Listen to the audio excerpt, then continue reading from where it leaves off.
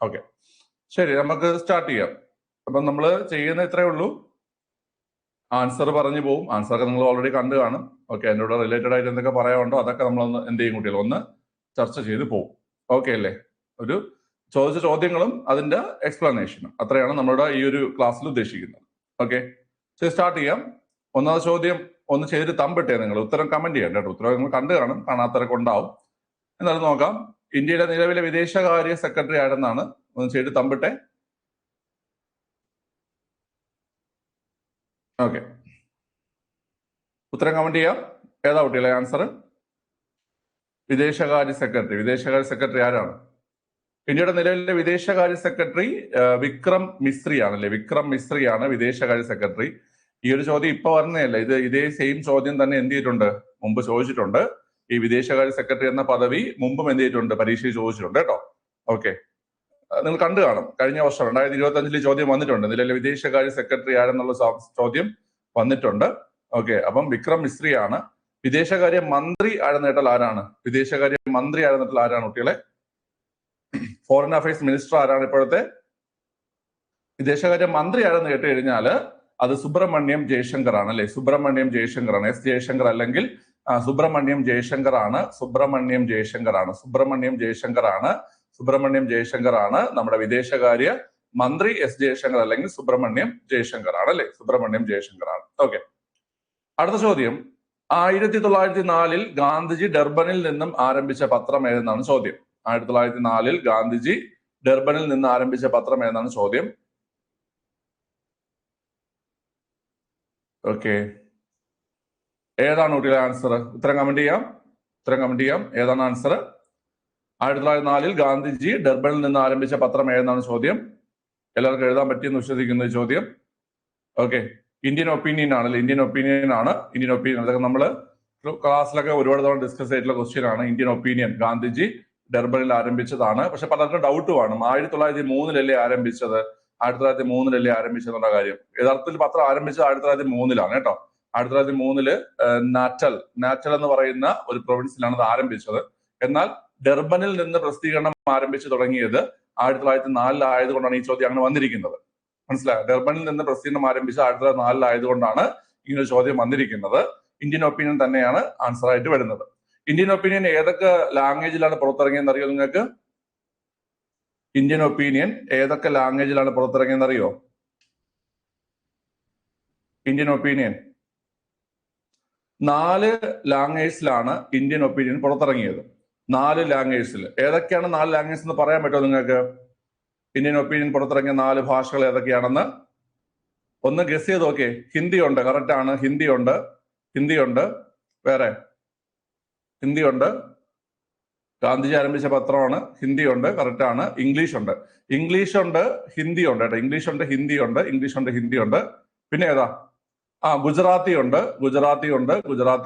English, Hindi, Gujarati ഉണ്ട്. എന്നാൽ അടുത്തൊരു ലാംഗ്വേജ് നിങ്ങൾ ആരും പ്രതീക്ഷിക്കാത്ത ഒരു ലാംഗ്വേജ് ആണ്. ഏത് ലാംഗ്വേജ് ആണെന്ന് അറിയൂട്ടുള്ളൂ? ഇന്ത്യൻ ഒപ്പീനിയൻ പുറത്തിറങ്ങിയ 4ാമത്തെ ലാംഗ്വേജ്. ഒരു സൗത്ത് ഇന്ത്യൻ ലാംഗ്വേജ് ആണ്. ഓക്കെ, സൗത്ത് ഇന്ത്യൻ ലാംഗ്വേജ് ആണ് അത്. ഏത് ലാംഗ്വേജ് എന്നറിയോ ആർക്കെങ്കിലും? തമിഴ്. ഏതാ കുട്ടികളെ? തമിഴ്. ഓക്കെ, തമിഴാണ് കേട്ടോ. ക്ലിയർ ആണ്. അപ്പം ഇന്ത്യൻ ഒപ്പീനിയൻ 1904 ഡർബനിൽ നിന്ന് പ്രസിദ്ധീകരണം ആരംഭിച്ചു. ഓക്കെ, ഗാന്ധിജിയാണ് അതിന്റെ സ്ഥാപകൻ. 4 ഭാഷകളിൽ ഇംഗ്ലീഷ്, ഹിന്ദി, ഗുജറാത്തി, തമിഴ് കേട്ടോ. ഇംഗ്ലീഷ്, ഹിന്ദി, ഗുജറാത്തി, തമിഴ് 4 ഭാഷകളിൽ എന്ത് ചെയ്തിട്ടുണ്ട്? പ്രസിദ്ധീകരണം ആരംഭിച്ചിട്ടുണ്ട്. ഓക്കെ, സെറ്റാണ്. എങ്കിൽ പറഞ്ഞ നവജീവൻ ആരംഭിച്ചത് ആരാണ്? നവജീവൻ ആരംഭിച്ചത് ആരാണ് കുട്ടികളെ? നവജീവൻ എന്ന പത്രം ആരംഭിച്ച ആരാണ്? നവജീവൻ. Any idea? ആർക്കെങ്കിലും ഐഡിയ ഉണ്ടോ? നവജീവൻ എന്ന പത്രം ആരംഭിച്ച ആരാണ്? ഗാന്ധിജി തന്നെയാണ്. നവജീവൻ എന്ന പത്രം ആരംഭിച്ചതും ഗാന്ധിജി തന്നെയാണ്. ഗാന്ധിജിയുടെ പത്രം തന്നെയാണ് നവജീവൻ. ഏത് വർഷം എന്ന് ആർക്കെങ്കിലും അറിയോ? നവജീവൻ പ്രസിദ്ധീയ പത്രം ഗാന്ധിജി ആരംഭിച്ച വർഷം. നവജീവൻ ഗാന്ധിജി ആരംഭിച്ച വർഷം ആർക്കെങ്കിലും പറയാൻ പറ്റോ? ആർക്കെങ്കിലും? 1919 നവജീവൻ എന്ന പ്രസിദ്ധീകരണം ഗാന്ധിജി ആരംഭിച്ചത്. 2 ലാംഗ്വേജിലാണ്, 2 ഭാഷകളിലാണ് ഗാന്ധിജി നവജീവൻ ആരംഭിച്ചത്. 2 ഭാഷകളിലാണ്. ഏതൊക്കെയാണ് 2 ഭാഷ എന്നറിയോ കുട്ടികളെ? ഏതൊക്കെ 2 ഭാഷകള്? ഗുജറാത്തിയും അതുപോലെ തന്നെ ഹിന്ദി, ഈ രണ്ട് ഭാഷകളിലാണ്, ഗുജറാത്തി ഹിന്ദി എന്നീ രണ്ട് ഭാഷകളിലാണ് നവജീവൻ ആരംഭിച്ചത് കേട്ടോ. ഗുജറാത്തി ഹിന്ദി എന്നീ രണ്ട് ഭാഷകളിലാണ് നവജീവൻ എന്ത് ചെയ്തത് ആരംഭിച്ചത് കേട്ടോ. നവജീവൻ ആരംഭിച്ചത് ഗുജറാത്തി ഹിന്ദി ഭാഷകളിലാണ്. ഓക്കെ. യങ് ഇന്ത്യ ആരുടെ പ്രസിദ്ധീകരണമാണ്?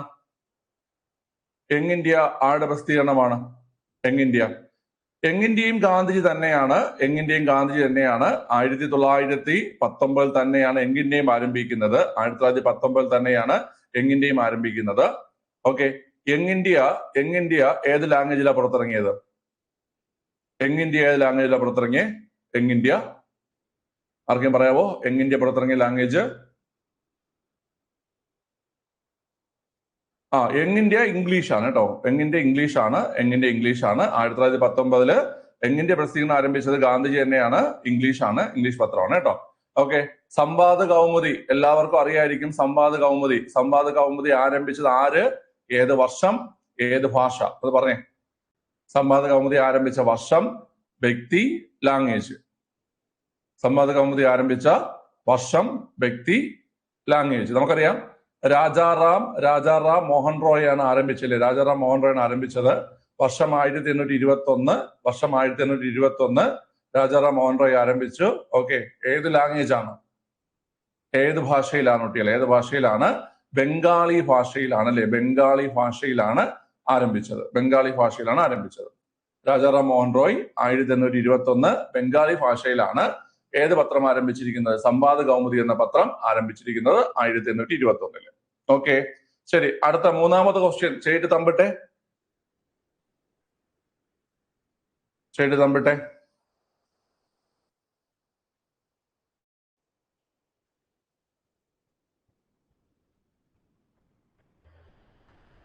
ഉത്തരം കമന്റ് ചെയ്യാം.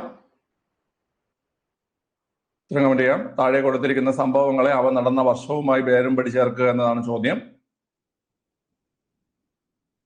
ഓക്കെ, നോക്കാം. ഒന്നാമത്തത് ബോസ്റ്റൺ ടീ പാർട്ടിയാണ്. ബോസ്റ്റൺ ടീ പാർട്ടി ഏത് വിപ്ലവവുമായി ബന്ധപ്പെട്ടതാ കുട്ടികളെ? ബോസ്റ്റൺ ടീ പാർട്ടി ഏത് വിപ്ലവവുമായി ബന്ധപ്പെട്ടതാണ്? ബോസ്റ്റൺ ടീ പാർട്ടി അമേരിക്കൻ സ്വാതന്ത്ര്യ സമരവുമായി ബന്ധപ്പെട്ടതാണ്. 1773 ഡിസംബർ മാസം 16 അല്ലെ? 1773 ഡിസംബർ മാസം 16 ബോസ്റ്റൺ ടീ പാർട്ടി. അപ്പം 1B എന്ന് വരും അല്ലെ? 1B എന്ന് വരും. അപ്പൊ നമ്മൾ നോക്കുമ്പോൾ 1B ഉള്ള രണ്ട് ഓപ്ഷൻ ഉണ്ട്. നമുക്ക് അത് മാത്രം ഇട്ടിട്ട് ബാക്കി എലിമിനേറ്റ് ചെയ്യാം. ലെഫ്റ്റ് ആയിട്ട് പെട്ടെന്ന് പറയണേ. സിയും ബിയും നമുക്ക് എലിമിനേറ്റ് ചെയ്യാം. കാരണം 1B ഉള്ള രണ്ട് ഓപ്ഷനേ ഉള്ളൂ, എയും ഡിയും മാത്രമേ ഉള്ളൂ. അടുത്ത് അമേരിക്കൻ കോണ്ടിനെന്റൽ കോൺഗ്രസിന്റെ സ്വാതന്ത്ര്യ പ്രഖ്യാപനം. അല്ലെങ്കിൽ അമേരിക്കൻ സ്വാതന്ത്ര്യ പ്രഖ്യാപനം എപ്പോഴാ? അമേരിക്കൻ സ്വാതന്ത്ര്യ പ്രഖ്യാപനമൊക്കെ നമ്മൾ ഒരുപാട് തവണ ഡിസ്കസ് ചെയ്തിട്ടുള്ളതാണ്. 1776 കറക്റ്റ് ഡേറ്റ് എന്ന് പറയാവോ? 1776 കറക്റ്റ് ഡേറ്റ് എന്ന് പറയാവോ? ഡേറ്റ് അമേരിക്കൻ സ്വാതന്ത്ര്യ പ്രഖ്യാപനം 1776 കറക്റ്റ് ആണ്. ഡേറ്റ് എന്ന് പറഞ്ഞ് കമന്റ് ചെയ്ത ആരെങ്കിലും? ജൂലൈ 4 അല്ലേ? ജൂലൈ 4 1776 ജൂലൈ 4 അപ്പം അത് 2A വരും. 1Bയും 2A വരും കേട്ടോ. അപ്പൊ നമ്മൾ നോക്കുമ്പം അതും ഈ രണ്ട് ഓപ്ഷനിലും അത് അങ്ങനെയാണ് കിടക്കുന്നത് കേട്ടോ. ഓക്കെ. ഇനി അടുത്ത് പാരീസ് ഉടമ്പടി ഏത് വർഷമാണ് കുട്ടികളെ? പാരീസ് ഉടമ്പടി ഏത് വർഷമാണ്? പാരീസ് ഉടമ്പടി 89 83? ഇനി രണ്ട് ഓപ്ഷനല്ലേ ഉള്ളൂ. 89 83? പാരീസ് ഉടമ്പടി 1783 സെപ്റ്റംബർ മാസം 3 കേട്ടോ. 1783 സെപ്റ്റംബർ മാസം 3 തീയതി മറക്കണ്ട. പാരീസ് ഉടമ്പടിയിലാണ് ഈ പറയുന്ന അമേരിക്കയുടെ സ്വാതന്ത്ര്യം ബ്രിട്ടൻ അംഗീകരിക്കുന്നത് അല്ലെ? നമ്മുടെ ഈ 1776 ജൂലൈ 4 അമേരിക്ക സ്വാതന്ത്ര്യ പ്രഖ്യാപനം നടത്തുകയും തുടർന്ന് അമേരിക്കയും ബ്രിട്ടനും തമ്മിൽ യുദ്ധങ്ങൾ ഉണ്ടാവുകയും ചെയ്തു. ആ യുദ്ധങ്ങൾക്കെല്ലാം അവസാനം 1783 സെപ്റ്റംബർ 3 പാരീസ് ഉടമ്പടിയിലൂടെ അമേരിക്കയുടെ സ്വാതന്ത്ര്യം ആരംഗീകരിക്കുന്നത്? ബ്രിട്ടൻ അംഗീകരിക്കുന്നത്. മനസ്സിലായോ നിങ്ങൾക്ക്? 1783 സെപ്റ്റംബർ 3 ഓക്കെ അല്ലേ? ശരി. അപ്പം 3C വരും. 3C ആകുമ്പോൾ നമുക്ക് ആൻസർ ആയി ഓപ്ഷൻ എ ആണ്. ടെന്നീസ് കോർട്ട് പ്രതിജ്ഞ അത് ഏത് സംഭവവുമായി ബന്ധപ്പെട്ടതാണ്? കുട്ടികളെ? ടെന്നീസ് കോർട്ട് പ്രതിജ്ഞ ഏത് സംഭവവുമായി ബന്ധപ്പെട്ടതാണെന്ന് പറയാവോ? ടെന്നീസ് കോർട്ട് പ്രതിജ്ഞ. ഫ്രഞ്ച് വിപ്ലവം തീയതി ഒന്ന് പറയാവോ? 789 വർഷം കറക്റ്റ് ആണ്. തീയതി ഒന്ന് പറയാവോ ആർക്കെങ്കിലും? തീയതി ഒന്ന് പറയാൻ പറ്റുമോ? തീയതി 1789 കറക്റ്റ് ആണ്. ആരെങ്കിലും ഒരാള് അറിയത്തില്ല? വളരെ ജൂൺ 20 ആണ് കേട്ടോ. ജൂൺ 20 ആണ് കേട്ടോ. 1789 ജൂൺ 20 ആണ് കേട്ടോ. ജൂൺ 20 ആണ് കേട്ടോ. ജൂൺ 20. ടെന്നീസ് കോർട്ട് പ്രതിജ്ഞ 1789 ജൂൺ 20-നാണ് ടെന്നീസ് കോർട്ട് പ്രതിജ്ഞ വരുന്നത്. ഓക്കെ അല്ലേ? അപ്പൊ നമുക്ക് ആൻസർ ഓപ്ഷൻ എ ആണ്. ഇത് എഴുതാൻ പറ്റിയോ നിങ്ങൾക്ക്? ഇത് എഴുതാൻ പാടൊന്നുമില്ല. പിന്നെ എക്സാം ഹാളിൽ ഇരിക്കുമ്പോൾ പെട്ടെന്ന് എല്ലാം കൂടി ഇങ്ങനെ വർഷം എല്ലാം കൂടെ കാണുമ്പോഴേ എല്ലാം 1700 കാണുമ്പോൾ ടെൻഷൻ പാർട്ടികളൊക്കെ ഉണ്ടെങ്കിൽ ഇത്തിരി കൺഫ്യൂഷൻ വരാൻ ചാൻസ് ഉണ്ട്. എന്നാലും ശ്രദ്ധിച്ചൊക്കെ വായിച്ചാൽ എന്ത് ചെയ്യാൻ പറ്റും? എഴുതാൻ പറ്റും. ഇല്ല എഴുതി കാണുമെന്ന് വിശ്വസിക്കുന്നു. ഇത് അറ്റൻഡ് ചെയ്യേണ്ട ക്വസ്റ്റ്യൻ ആണ്. ഇതൊന്നും കളയാൻ പറ്റിയ ക്വസ്റ്റ്യൻ ഒന്നും അല്ല. നിങ്ങൾ തെറ്റിയോ? ഇതൊന്നും തെറ്റിക്കാൻ പാടില്ല കേട്ടോ. ഓക്കെ. ഈ എക്സാം ഹാളിൽ മൈൻഡ് കൺട്രോൾ കളയരുത് കേട്ടോ. എക്സാം ഹാളിൽ മൈൻഡ് കൺട്രോൾ കളയരുത്. പറയാൻ കഴിയുന്ന വെച്ച് കഴിഞ്ഞാല് നമ്മൾ പഠിക്കണ എല്ലാം ഉപയോഗപ്പെടുത്തേണ്ടത് ആ 1.5 മണിക്കൂർ സമയത്താണ്. ഓക്കെ, ക്ലിയർ ആണ്? അത് ശ്രദ്ധിക്കുക. തെറ്റിച്ചിട്ടുണ്ടെങ്കിൽ നിങ്ങൾ പാനിക്കായി തെറ്റിച്ചതായിരിക്കും. ക്വസ്റ്റ്യൻ കണ്ട് പാനിക്കായി എല്ലാം കൂടെ ഓർമ്മ കിട്ടാതെ തെറ്റിയതായിരിക്കും. ഓക്കെ, ഇപ്പൊ നിങ്ങൾക്ക് ഞാൻ പറഞ്ഞപ്പോ എല്ലാം ഓർമ്മ വന്ന് കാണും പെട്ടെന്ന്. ഓക്കെ, കുഴപ്പമില്ല, നമുക്ക് നോക്കാം. തെറ്റും മെജോറിറ്റി ആൾക്കാർ അതൊക്കെ തെറ്റോടാ. അതൊന്നും നിങ്ങൾ ഇനി അതിനെക്കുറിച്ച് ആലോചിക്കണ്ട. ഓക്കെ, അടുത്ത ക്വസ്റ്റ്യൻ ചെയ്ത് തമ്പട്ടെ.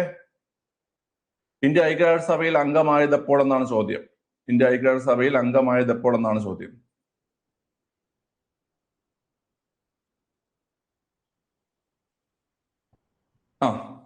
ഈസി ക്വസ്റ്റ്യൻ ആണെന്ന് വേണമെങ്കിൽ പറയാം. കാരണം നമ്മളിത് സ്കൂൾ തലത്തിൽ തൊട്ട് പഠിച്ചു വരുന്നതാണ്. 1945 ഒക്ടോബർ 24 ഐക്യരാഷ്ട്ര സംഘടന രൂപം കൊള്ളുകയും ഒക്ടോബർ 30 ഇന്ത്യ അംഗമാവുകയും ചെയ്തു. ഓപ്ഷൻ എ ആണ് ആൻസർ അല്ലേ? ഓപ്ഷൻ എ ആണ് ആൻസർ. ഓക്കെ, 1945 ഒക്ടോബർ 30 ഇന്ത്യ അംഗമാവുന്നത്. ഐക്യരാഷ്ട്രസഭ ഫോം ചെയ്യുന്നത് 45 ഒക്ടോബർ 24-നും 45 ഒക്ടോബർ 24-നും. എന്നാൽ ഐക്യരാഷ്ട്രസഭയിൽ ഇന്ത്യ അംഗമായത് 1945 ഒക്ടോബർ 30-നാണ്. 45 ഒക്ടോബർ 30-നാണ് ഇന്ത്യ അംഗമാവുന്നത്. ഓക്കെ അല്ലേ? ഇനി നിങ്ങൾക്ക് ഇന്ത്യ അംഗമായത് ചോദിക്കുന്ന മറ്റൊരു പ്രധാനപ്പെട്ട കാര്യം കൂടെ ഉണ്ട്. World trade organisation. അത് നിങ്ങൾക്ക് പലപ്പോഴും PSCക്ക് ഇന്ത്യ അംഗമായത് എപ്പോഴെന്ന് ചോദിക്കാറുണ്ട്. വേൾഡ് ട്രേഡ് ഓർഗനൈസേഷനിൽ ഇന്ത്യ അംഗമായത് എപ്പോഴും ചോദിക്കാറുണ്ട്. ആർക്കും പറയാവോ വേൾഡ് ട്രേഡ് ഓർഗനൈസേഷൻ ഫോം ചെയ്ത വർഷം? ലോക വ്യാപാര സംഘടന ഫോം ചെയ്ത വർഷം പറയാവോ ആരെങ്കിലും? ലോക വ്യാപാര സംഘടന ഫോം ചെയ്ത വർഷം ആർക്ക് പറയാം?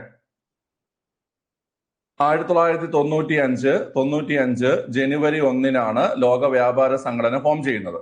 ലോക വ്യാപാര സംഘടന ജനീവ ആസ്ഥാനമാക്കി പ്രവർത്തിക്കുന്ന സംഘടനയാണ് വേൾഡ് ട്രേഡ് ഓർഗനൈസേഷൻ. 1995 ജനുവരി 1-നാണ് ഫോം ചെയ്യുന്നത്. അതിൽ ഇന്ത്യ അംഗമായത് എപ്പോഴെന്നറിയോ? 1995 ജനുവരി 1-ന് വേൾഡ് ട്രേഡ് ഓർഗനൈസേഷൻ ഫോം ചെയ്തു. ഇന്ത്യ അംഗമായത് എപ്പോഴെന്ന് കേട്ടാൽ അതേ തീയതിയിൽ തന്നെയാണ്. ഏത് തീയതിയിലാണോ ഫോം ചെയ്യുന്നത് അതേ തീയതിയിൽ തന്നെ ഇന്ത്യ അംഗമാണ്. മനസ്സിലായോ? ഇവിടെ UN വരുമ്പോൾ, ഐക്യരാഷ്ട്ര സംഘടന വരുമ്പോൾ 1945 ഒക്ടോബർ 24-ന് ഫോർമേഷൻ, 1945 ഒക്ടോബർ 30-ന് ഇന്ത്യ അംഗമാകുന്നു. ഇവിടെ വേൾഡ് ട്രേഡ് ഓർഗനൈസേഷൻ വരുമ്പോൾ 1995 ജനുവരി 1 ഫോർമേഷനും ഇന്ത്യ അംഗമായതും 95 ജനുവരി 1-ന് തന്നെയാണ്. മനസ്സിലായല്ലോ? മനസ്സിലായി. ഓക്കെ, അടുത്ത് താഴെ കൊടുത്തിരിക്കുന്നവയിൽ ചട്ടമ്പി സ്വാമികളുടെ കൃതികൾ ഏതെല്ലാം എന്നാണ് ചോദ്യം. ഓക്കെ, ഒന്ന് അറ്റൻഡ് ചെയ്ത എല്ലാവരും. ഇത് ശരിയാക്കിയോ നിങ്ങൾ? ഈ ക്വസ്റ്റ്യൻ ഇതൊക്കെ ശരിയാക്കേണ്ട ക്വസ്റ്റ്യൻസ് ആണ്. ഇതൊക്കെ സ്കൂളിലെ നമ്മൾ പഠിച്ചു വരുന്ന കാര്യങ്ങളാണ് കേട്ടോ. ഓക്കെ, ചട്ടമ്പി സ്വാമികളുടെ കൃതികൾ ഏതെല്ലാം? ഉത്തരം കമന്റ് ചെയ്തേ. ചട്ടമ്പി സ്വാമികളുടെ കൃതികൾ ഏതെല്ലാം എന്നാണ് ചോദ്യം. ഉത്തരം കമന്റ് ചെയ്തേ. ഓക്കെ, ഇവിടെ നമ്മൾ നോക്കുമ്പം ഒന്നാമത്തേല് ആത്മോപദേശ ശതകവും ആദിഭാഷയും ഉണ്ട്. ഇതിൽ ആത്മോപദേശ ശതകം ആരുടെ കൃതിയാണ്? ആത്മോപദേശ ശതകം ആരുടെ കൃതിയാണ് കുട്ടികളെ? അത് ശ്രീനാരായണ ഗുരുവിന്റെ കൃതിയാണ്. ആദിഭാഷ ആരുടെ കൃതി തന്നെയാണ്? ചട്ടമ്പി സ്വാമിയുടെ കൃതി തന്നെയാണ് ആദിഭാഷ. ആദിഭാഷ ചട്ടമ്പി സ്വാമിയുടെ കൃതിയാണ്. പക്ഷെ ആത്മോപദേശ ശതകം എഴുതിയത് ശ്രീനാരായണ ഗുരുവാണ്. ആത്മോപദേശ ശതകം എഴുതിയത്. ആദിഭാഷ ചട്ടമ്പി സ്വാമി. ഓക്കെ, അപ്പൊ ഒന്നാമത്തെ അല്ല. രണ്ടാമത്തത് പ്രാചീന മലയാളം ആദിഭാഷ. രണ്ടും ചട്ടമ്പി സ്വാമികളുടെയാണ് അല്ലെ? പ്രാചീന മലയാളം ആദിഭാഷ രണ്ടും ചട്ടമ്പി സ്വാമികളുടേതാണ്. അടുത്ത് വേദാധികാര നിരൂപണം ചട്ടമ്പി സ്വാമിയാണ്. എന്നാൽ അഖിലത്തിരുട്ടൊക്കെ നമ്മൾ എപ്പോഴും ക്വസ്റ്റ്യനിൽ കാണുന്നതാണ്. അഖിലത്തിരുട്ട് എഴുതിയതാരാ? അഖിലത്തിരുട്ട് എഴുതിയതാരാണ്? അഖിലത്തിരുട്ട് എഴുതിയതാരാ കുട്ടികൾ? അഖിലത്തിരുട്ട് അമ്മാനെ എഴുതിയത് വൈകുണ്ഠ സ്വാമിയാണ്. അഖിലത്തിരുട്ട് അമ്മാനെ എഴുതിയത് വൈകുണ്ഠ സ്വാമികളാണ് അഖിലത്തിരുട്ട് അമ്മാനെ എഴുതിയത്. അതുകൊണ്ട് തന്നെ അതും വരത്തില്ല. അപ്പൊ ഓപ്ഷൻ സി വരും, 2 മാത്രം. ഓപ്ഷൻ സി വരും, 2 മാത്രം. ഓക്കെ, ശരി. അടുത്ത ക്വസ്റ്റ്യൻ ഒന്ന് അറ്റൻഡ് ചെയ്ത് തമ്പട്ടെ. അഖിലത്തിരുട്ട് അമ്മാനെ, അതുപോലെ ഞാൻ പറഞ്ഞിട്ടുണ്ട് അരുൾനൂല് അല്ലേ? അരുൾനൂല് അഖിലത്തിരുട്ട് അമ്മാനെ അരുൾനൂലൊക്കെ എഴുതിയത് വൈകുണ്ഠ സ്വാമികളാണ്. ഓക്കെ, ശരി. ഉത്തരം കമന്റ് ചെയ്തേ. മലപ്പുറം ജില്ലാ കോൺഗ്രസ്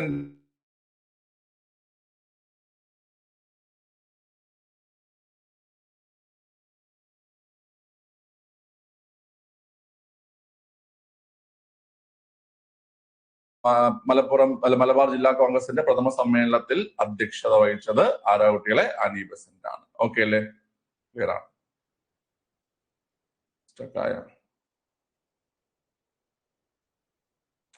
ക്ലിയർ അല്ലേ? വന്നല്ലോ. ഓക്കെ ശരി. അടുത്ത ചോദ്യം ചെയ്തിട്ട് തമ്പട്ടെ. കുട്ടികളെ. ഇന്ത്യയിൽ ഏറ്റവും നീളം കൂടിയ ദേശീയപാത ഏതെന്നാണ് ചോദ്യം. ഈസി ക്വസ്റ്റ്യൻ ആണ്. LGS-നൊക്കെ ചോദിക്കുന്ന ക്വസ്റ്റ്യൻ ആണ്. ഏറ്റവും നീളം കൂടിയ ദേശീയപാത ഏതാണ് കുട്ടികളെ? ഉത്തരം കമന്റ് ചെയ്യാം. ഏതാണ്? ഓപ്ഷൻ എ NH44 ആണ്. NH44 ബന്ധിപ്പിക്കുന്നത് ഏതൊക്കെ സ്ഥലങ്ങളിലെയാണ്? NH44 ബന്ധിപ്പിക്കുന്ന ഏതൊക്കെ സ്ഥലങ്ങളെയാണ് കുട്ടികളെ? പറഞ്ഞേ. NH44 ബന്ധിപ്പിക്കുന്നത് ശ്രീനഗറിനെയും അതായത് നമ്മുടെ ജമ്മു കാശ്മീരിലെ ശ്രീനഗറിനെയും കന്യാകുമാരി അല്ലെ? ശ്രീനഗർ കന്യാകുമാരിയാണ് NH44 ബന്ധിപ്പിക്കുന്നത്. ശ്രീനഗർ കന്യാകുമാരി കേട്ടോ. ശ്രീനഗറിനെയും കന്യാകുമാരിയാണ് NH44 എന്ത് ചെയ്യുന്നത്? ബന്ധിപ്പിക്കുന്നത്. ശ്രീനഗർ കന്യാകുമാരി കേട്ടോ. അപ്പൊ ഏതൊക്കെ സ്ഥലങ്ങൾ എന്ന് കഴിഞ്ഞാൽ ശ്രീനഗറിനെയും കന്യാകുമാരിയുമാണ് NH44 ബന്ധിപ്പിക്കുന്നത്. ഓക്കെ, ഏറ്റവും നീളം കൂടിയ നാഷണൽ ഹൈവേ. അടുത്ത ചോദ്യം, ദോഡാബേട്ട കൊടുമുടി സ്ഥിതി ചെയ്യുന്ന പർവ്വതനിര. ഇത് സെയിം ചോദ്യം റിപ്പീറ്റ് ചെയ്ത് വന്നതാണ്. ഈ ചോദ്യം ചോദിച്ചിട്ടുണ്ട്. ഇത് എനിക്കൊന്ന് റീസെന്റ് ആയിട്ടുള്ള ഏതൊരു ഡിഗ്രി ലെവൽ എക്സാമിന് ഈ ചോദ്യം ഉണ്ടായിരുന്നു. ഉത്തരം കമന്റ് ചെയ്യാം. ഏതാ ദോഡാബേട്ട കൊടുമുടി സ്ഥിതി ചെയ്യുന്ന പർവ്വതനിര? ഏതാ കുട്ടികളെ? ഉത്തരം കമന്റ് ചെയ്തേ. ഓപ്ഷൻ സി ആണ് നീലഗിരി കുന്നുകൾ അല്ലെ? നീലഗിരി കുന്നുകളിലെ ഏറ്റവും ഉയരം കൂടിയ കൊടുമുടിയാണ് ദോഡാബേട്ട എന്ന് പറയുന്നത്. നീലഗിരി കുന്നുകളിലെ ഏറ്റവും ഉയരം കൂടിയ കൊടുമുടിയാണ് ദോഡാബേട്ട. ദോഡാബേട്ടയുടെ ഉയരം 2637 മീറ്റർ ആണ്. 2637 മീറ്റർ ആണ് ദോഡാബേട്ടയുടെ ഉയരം. സ്ഥിതി ചെയ്യുന്നത് ഏത് സംസ്ഥാനത്താണ്? ഞാൻ പറയുന്നത് ആന്ധ്രാപ്രദേശ്. ശരിയോ തെറ്റോ? ദോഡാബേട്ട സ്ഥിതി ചെയ്യുന്നത് ആന്ധ്രാപ്രദേശിലെന്ന് ഞാൻ പറഞ്ഞാൽ ശരിയോ തെറ്റോ? ദോഡാബേട്ട സ്ഥിതി ചെയ്യുന്നത് ആന്ധ്രാപ്രദേശിലാണോ തമിഴ്നാട്ടിലാണോ? തമിഴ്നാട് അല്ലേ? തമിഴ്നാടിലാണ് സ്ഥിതി ചെയ്യുന്ന കുട്ടികളെ. തമിഴ്നാടിലാണ് സ്ഥിതി ചെയ്യുന്നത് ദോഡാബേട്ട സ്ഥിതി ചെയ്യുന്നത്. നീലഗിരി കുന്നുകളിലെ ഏറ്റവും ഉയരം കൂടിയ കൊടുമുടിയാണ് ദോഡാബേട്ട. 2637 മീറ്റർ ആണ് ദോഡാബേട്ടയുടെ ഉയരം. ഓക്കെ, ശരി. അടുത്ത ക്വസ്റ്റ്യൻ ചെയ്തേ പെട്ടെന്ന് തമ്പട്ടെ.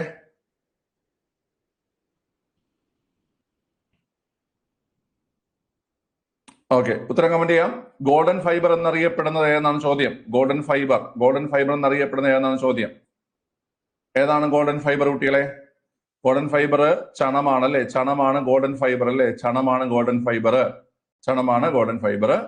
ഓക്കെ, പരുത്തി നമ്മൾ പറയും. പരുത്തി എന്താ പറയുന്നേ? പരുത്തി നമ്മൾ യൂണിവേഴ്സൽ ഫൈബർ എന്ന് പറയും അല്ലെ? യൂണിവേഴ്സൽ ഫൈബർ എന്ന് പറഞ്ഞാൽ അത് പരുത്തിയാണ്.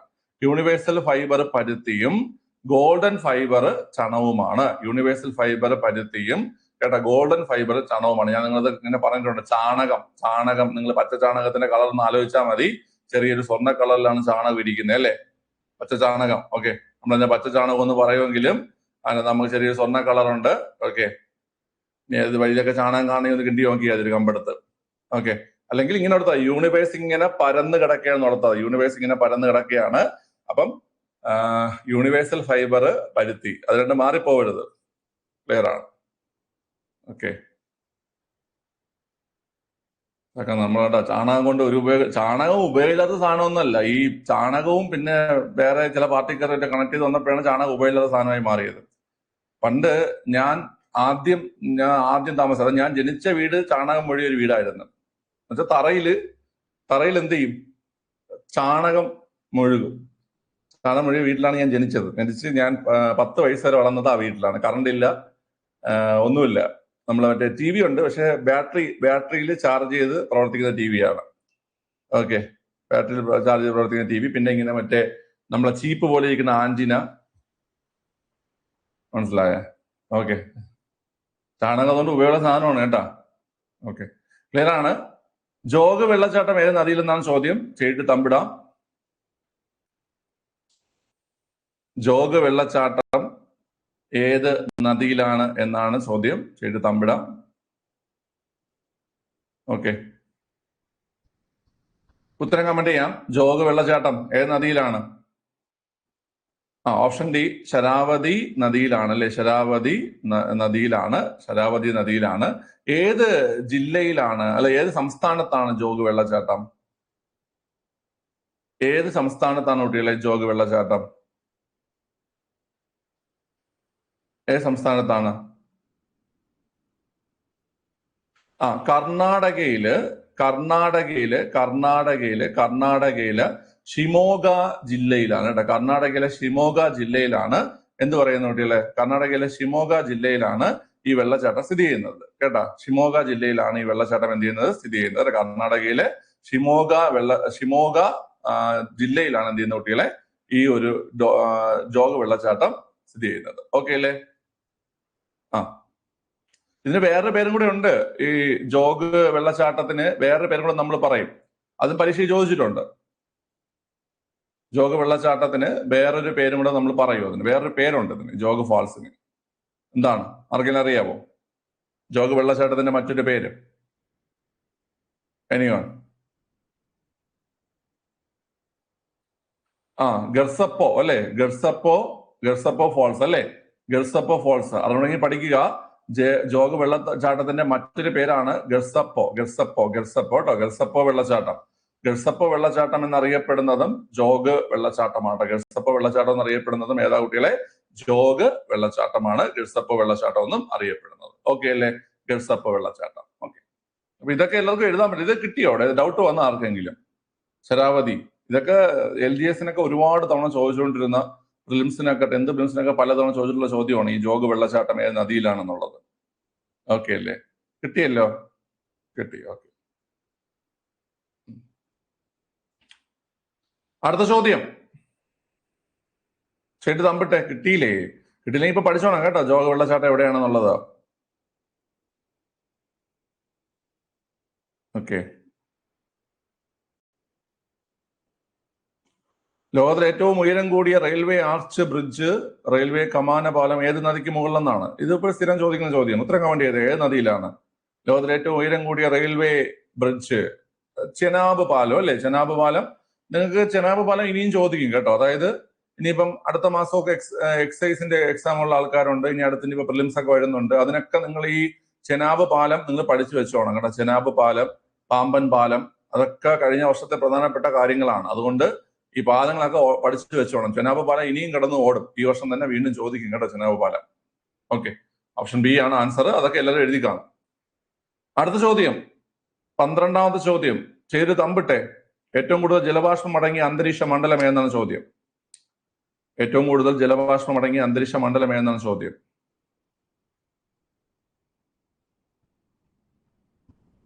ഓക്കെ, ഉത്തരം കമന്റ് ചെയ്യാം.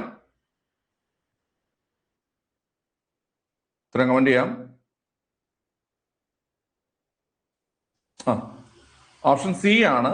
ഇതിൽ നിങ്ങൾക്ക് ഡൗട്ട് വന്നിട്ടുണ്ടെങ്കിൽ നിങ്ങൾ ഇങ്ങനെ ആലോചിച്ചാൽ മതി. ഈ അന്തരീക്ഷത്തിൽ ജലബാഷ്പം എങ്ങനെയാണ് വരുന്നതെന്ന് കേട്ട് കഴിഞ്ഞാല്, നമ്മുടെ ഈ അന്തരീക്ഷം കൊണ്ട് ഉദ്ദേശിക്കുന്നത് നമ്മുടെ ഭൂമിയുടെ ആ ഒരു വായു കവചത്തെയാണ് അന്തരീക്ഷം എന്ന് ഉദ്ദേശിക്കുന്നത്. അന്തരീക്ഷത്തിൽ ജലബാഷ്പം ഉണ്ടാകുന്നത് എങ്ങനെയെന്ന് കേട്ട് കഴിഞ്ഞാൽ, നമ്മുടെ ഭൂമിയിലുള്ള വായു ജലം ബാഷ്പീകരിക്കപ്പെട്ടാണ് അന്തരീക്ഷത്തിൽ ജലാംശം ഉണ്ടാകുന്നത്. മനസ്സിലായ? അപ്പൊ നിങ്ങൾ മനസ്സിലാക്കേണ്ടത്, ഭൂമിയിൽ നിന്ന് ഏറ്റവും അടുത്ത് സ്ഥിതി ചെയ്യുന്ന അല്ലെങ്കിൽ ഭൂമിയുടെ സ്ഥിതി ചെയ്യുന്ന അന്തരീക്ഷ പാളിയാണ് എന്ന് പറയുന്നത് ട്രോപ്പോസ്ഫിയർ എന്ന് പറയുന്നത്.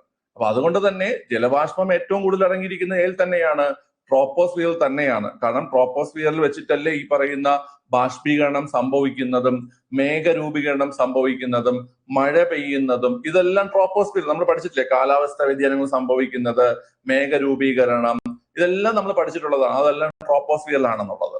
ഓക്കെ, എഴുതാൻ പറ്റും. പിന്നെ ഈ ഒരു പോയിന്റ് ആയിട്ട് ആരെയും പഠിച്ചിട്ടില്ലെങ്കിൽ, ഞാൻ നിങ്ങൾക്ക് പലപ്പോഴും പറയാറുണ്ട്, നമ്മൾ പഠിക്കുന്ന കാര്യം അതുപോലെ തന്നെ ചോദിക്കണമെന്നില്ല. മനസ്സിലായില്ലേ? നമ്മൾ പഠിച്ചിട്ടുണ്ട് കാലാവസ്ഥാ വ്യതിയാനങ്ങൾ, മഴ, മേഘരൂപീകരണം, മഞ്ഞ്, അല്ലേ? അപ്പൊ നമ്മൾ ചിന്തിക്കണം. ചില ക്വസ്റ്റ്യൻസിൽ നമ്മൾക്ക് ലോജിക്കൽ തിങ്കിങ് വേണ്ടി വരും. അങ്ങനെ വേണ്ടി വന്ന ഒരു ക്വസ്റ്റ്യൻ ആണ് ഇത്. ഓക്കെ, ഇത് ശരിയാക്കിയോ തെറ്റിച്ചോ? പറഞ്ഞേ, ശരിയാക്കിയോ നിങ്ങള്? എക്സാം എഴുതിയിട്ട് പറഞ്ഞേ, ട്രോപ്പോസ്ഫിയർ ശരിയാക്കിയോ നിങ്ങള്?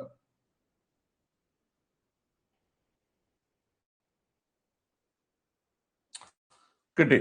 ഓക്കെ, നല്ല കാര്യം. ഇത് ഡൗട്ട് വേണ ക്വസ്റ്റ്യൻ ആണ് കേട്ടോ. ഓക്കെ, ശരി, അടുത്ത് നോക്കിയോ. അന്തരീക്ഷ പ്രതിഭാസം വെച്ച് എഴുതി. ഓക്കെ, ക്ലിയർ ആണ്. ശരി, ഒരു കാര്യം, താഴെ തന്നിരിക്കുന്ന പ്രസ്താവനകളിൽ ആൻസർ കീ ചെയ്യാൻ എളുപ്പമാണ്. ഇപ്പം ഗൂഗിൾ ലെൻസ് ഉള്ളതുകൊണ്ട് ഏത് ആൻസർ കീ ചെയ്യാൻ പറ്റും. മനസ്സിലായ? ഓക്കെ, നിങ്ങൾക്ക് എടുത്തിട്ട് കണ്ടുപിടിക്കുക. നിങ്ങൾക്ക് കഴിഞ്ഞിട്ട് പരീക്ഷ കഴിഞ്ഞിട്ട് നിങ്ങൾക്ക് അടിച്ചു വെച്ചിട്ട് എന്ത് ചെയ്യാം, ആൻസർ കീ എടുക്കുക. പക്ഷെ ആ ക്വസ്റ്റ്യൻ നിങ്ങൾ മനസ്സിലാക്കണം കേട്ടോ. അതിനു വേണ്ടിയിട്ടാണ് എക്സ്പ്രഷൻ ക്ലാസ് എടുക്കുന്നത്. ഓക്കെ, ക്ലിയർ ആണ്. അടുത്ത ക്വസ്റ്റ്യൻ പറയും.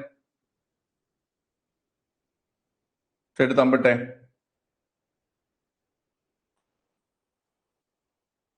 ശരി, ഉത്തരം കമന്റ് ചെയ്യാം. ഉത്തരം കമന്റ് ചെയ്യാം. നമ്മൾ ഇത്രയും നേരം ചെയ്തു വന്നതില് ഒരു ഇത്തിരി നിലവാരമുള്ള ചോദ്യം നമുക്കിങ്ങനെ പറയാം. ഓക്കെ, ഇതില് താഴെ തന്നിരിക്കുന്ന പ്രസ്താവനകളിൽ പുത്തൻ സാമ്പത്തിക നയവുമായി ബന്ധപ്പെട്ട് ശരിയായവ ഏതൊക്കെയെന്നാണ് ചോദ്യം. ശരിയായവ ഏതൊക്കെയെന്നാണ് ചോദ്യം, അല്ലേ കുട്ടികളെ? ഓക്കെ, ലോക ബാങ്കിന്റെയും IMF-ന്റെയും നിബന്ധനകൾ അംഗീകരിക്കുകയും അതിന്റെ അടിസ്ഥാനത്തിൽ പുത്തൻ സാമ്പത്തിക നയം പ്രഖ്യാപിക്കുകയും ചെയ്തു. ഈ ഒരു പോയിന്റ് നമ്മൾ കാണുന്ന സമയത്ത് പലർക്കും ഡൗട്ട് വരും. അങ്ങനെ ഒരു സാധനം നമ്മൾ പഠിച്ചിട്ടില്ല. പക്ഷെ നിങ്ങൾ ഒരു കാര്യം പഠിച്ചിട്ടുണ്ട്. അതായത് നമുക്ക് ഈ 1991 കാലഘട്ടത്തിൽ നമുക്കിവിടെ സാമ്പത്തിക പ്രതിസന്ധി ഉണ്ടായപ്പോൾ നമ്മള് വേൾഡ് ബാങ്കിൽ നിന്നും IMF-ൽ നിന്നും നമ്മൾ കടമെടുത്തതായിട്ട് അല്ലേ, 700 കോടി ഡോളർ നമ്മൾ കടമെടുത്തതായിട്ട് നമ്മൾ എന്ത് ചെയ്തിട്ടുണ്ട്, നമ്മൾ പറഞ്ഞിട്ടുണ്ട്, പഠിച്ചിട്ടുണ്ട്. അപ്പം കടം തരുമ്പോൾ അവരുടെ നിബന്ധനകൾ നമ്മൾ അംഗീകരിക്കേണ്ടി വരും. മനസ്സിലായ? അതൊന്ന് മനസ്സിലായിക്കോണം. IMF-ൽ നിന്നും IBRD-യിൽ നിന്നും നമ്മൾ കടമെടുത്തായിരുന്നു. ആ സാമ്പത്തിക പ്രതിസന്ധി മറികടക്കാനായിട്ട് നമ്മൾ കടമെടുത്തായിരുന്നു. ആ കടമെടുത്തിട്ട് അവർ പറഞ്ഞ നിബന്ധനകൾ അംഗീകരിക്കുകയും അതിന്റെ അടിസ്ഥാനത്തിലാണ് നമ്മൾ പുത്തൻ സാമ്പത്തിക നയങ്ങൾ പ്രഖ്യാപിക്കുകയും ചെയ്തത്. അപ്പോൾ ഒന്നാമത്തെ സ്റ്റേറ്റ്മെന്റ് ശരിയാണ്. ഉദാരവൽക്കരണം, സ്വകാര്യവൽക്കരണം, ആഗോളവൽക്കരണം എന്നിവ പുത്തൻ സാമ്പത്തിക നയത്തിന്റെ പ്രധാന ഭാഗങ്ങളാണ്. നമ്മൾ പഠിച്ചിട്ടുണ്ട്. LPG എന്നും പറഞ്ഞിട്ടുണ്ട്. Liberalization, privatization, globalization. അതും നമ്മൾ പഠിച്ചിട്ടുണ്ട്. ഓക്കെ, അതും ശരിയാണ്. 1ഉം 2ഉം ശരിയാണ്. ഇനി നിങ്ങൾ ഏറ്റവും കൂടുതൽ ബുദ്ധിമുട്ടിച്ചത് ഈ മൂന്നാമത്തെ പോയിന്റ് ആയിരിക്കും. പരീക്ഷ എഴുതിയ ആൾക്കാർക്ക് ഈ മൂന്നാമത്തെ പോയിന്റിൽ ബുദ്ധിമുട്ട് വന്നു കാണും. പുത്തൻ സാമ്പത്തിക നയം ഇറക്കുമതി ബദൽ വ്യാപാര നയത്തിന്റെ അടിസ്ഥാനത്തിലാണ് നടപ്പിലാക്കിയത്. കാരണം 1ഉം 2ഉം ശരിയെന്നൊരു ഓപ്ഷനും ഉണ്ട്, 1ഉം 2ഉം 3ഉം ശരിയെന്നൊരു ഓപ്ഷനും ഉണ്ട്. അപ്പൊ ഇവിടെ ഒരു ഡൗട്ട് വരും. പുത്തൻ സാമ്പത്തിക നയം ഇറക്കുമതി ബദൽ വ്യാപാര നയത്തിന്റെ അടിസ്ഥാനത്തിലാണ് നടപ്പിലാക്കിയത്. അപ്പൊ നമ്മൾ ഇന്ന് ആലോചിക്കും, ഇറക്കുമതി ബദൽ വ്യാപാര നയം, അപ്പൊ അതുകൊണ്ട് ഉദ്ദേശിക്കുന്നത് എന്താണ്? ഇറക്കുമതി ചുങ്കം അല്ലെങ്കിൽ ഇറക്കുമതി ലൈസൻസിങ് എളുപ്പമാക്കി കൊടുത്തു എന്നൊക്കെ നമ്മൾ പഠിച്ചിട്ടുള്ളതാണ്. ഈ ഇറക്കുമതി ബദൽ വ്യാപാര നയം കൊണ്ട് ഉദ്ദേശിക്കുന്നത് നമുക്ക് ആവശ്യമായിട്ടുള്ള സാധനങ്ങൾ ഇവിടെ തന്നെ നിർമ്മിച്ചെടുക്കുക എന്നതാണ്. മനസ്സിലായ? നമുക്ക് ആവശ്യമായ സാധനങ്ങൾ ഇവിടെ തന്നെ ഇറക്കുമതിക്ക് ബദലായിട്ട്, അതായത് ഇവിടേക്ക് ഇറക്കുമതി ചെയ്യുന്നതിന് പകരമായിട്ട് നമുക്ക് ആവശ്യമുള്ള സാധനങ്ങൾ നമ്മൾ തന്നെ നിർമ്മിച്ചെടുക്കുക എന്നതായിരുന്നു ഈ ഇറക്കുമതി ബദൽ വ്യാപാര നയം കൊണ്ട് ഉദ്ദേശിക്കുന്നത്. പുത്തൻ സാമ്പത്തിക നയം ഇറക്കുമതി ബദൽ വ്യാപാര നയത്തിന്റെ അടിസ്ഥാനത്തിൽ തന്നെയാണ് നടപ്പിലാക്കിയത്. അതുകൊണ്ട് ഓപ്ഷൻ സി ആണ് ആൻസർ. 1, 2, 3 ശരിയാണെന്ന് വരും. മനസ്സിലായ? ഓക്കെ, അതായത് നമുക്ക് ആവശ്യമായിട്ടുള്ള സാധനങ്ങൾ നമ്മൾ തന്നെ നിർമ്മിച്ചെടുക്കുക. ഓക്കെ, ക്ലിയർ ആണ്.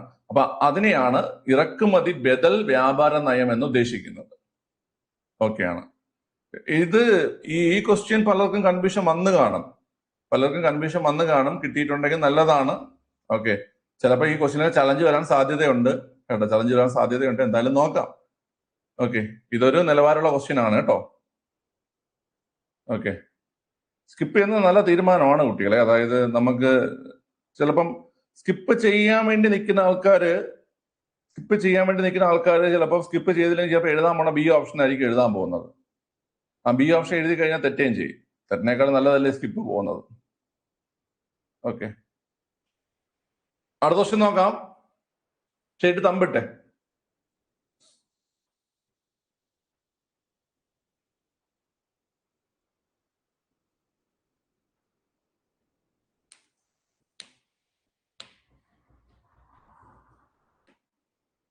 ഓക്കെ, ഉത്തരം കമന്റ് ചെയ്യാം.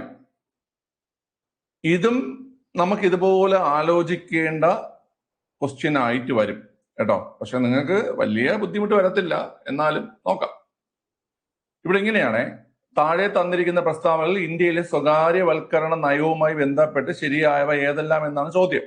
ഓക്കെ, ഒന്നാം പഞ്ചവത്സര പദ്ധതി കാലയളവിൽ സ്വകാര്യവൽക്കരണ നയത്തിന് പ്രാധാന്യം നൽകി എന്നാണ് പറയുന്നത്. ഓക്കെ, ഓപ്ഷൻസ് നമ്മൾ നോക്കുമ്പം ഈ ഒന്നാമത്തെ സ്റ്റേറ്റ്മെന്റിൽ ഒരു കൺഫ്യൂഷൻ കിടക്കുകയാണ്. അതായത് ഒന്നാം പഞ്ചവത്സര പദ്ധതി കാലയളവിൽ സ്വകാര്യവൽക്കരണ നയത്തിന് പ്രാധാന്യം നൽകി.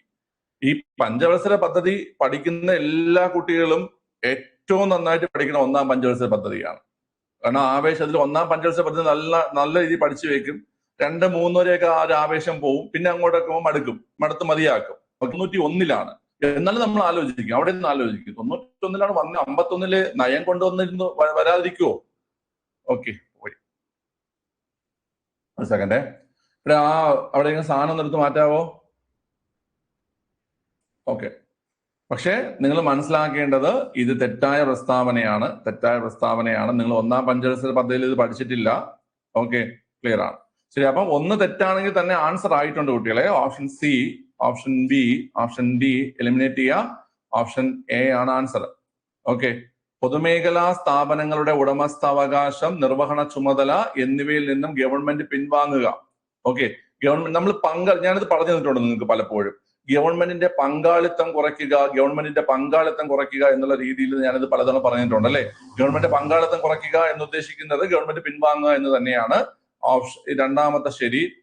പൊതുമേഖലാ സ്ഥാപനങ്ങളുടെ ഓഹരികൾ ഭാഗികമായി സ്വകാര്യ മേഖലയ്ക്ക് വിൽക്കുക.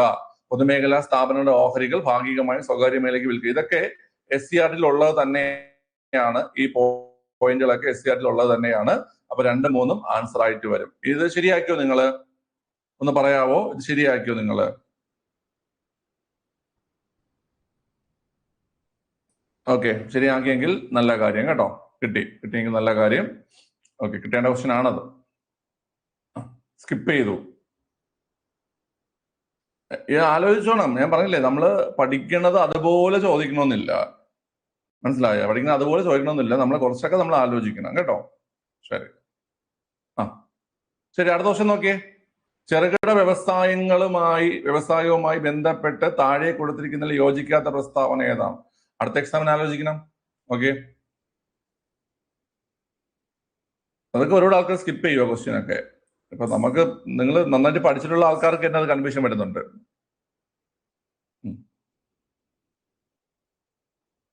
ചെറുകിട വ്യവസായവുമായി ബന്ധപ്പെട്ട് താഴെ കൊടുത്തിരിക്കുന്ന യോജിക്കാത്ത പ്രസ്താവന ഏതാണ് ചോദ്യം. ഓക്കെ, ഉത്തരം കമന്റ് ചെയ്യാം. ഇത് ഫുള്ളൊന്ന് വായിച്ചു കഴിഞ്ഞാൽ സംഭവം കിട്ടി. മുഴുവനായിട്ടൊന്ന് വായിച്ചു കഴിഞ്ഞാൽ നിങ്ങൾക്ക് സംഭവം കിട്ടി.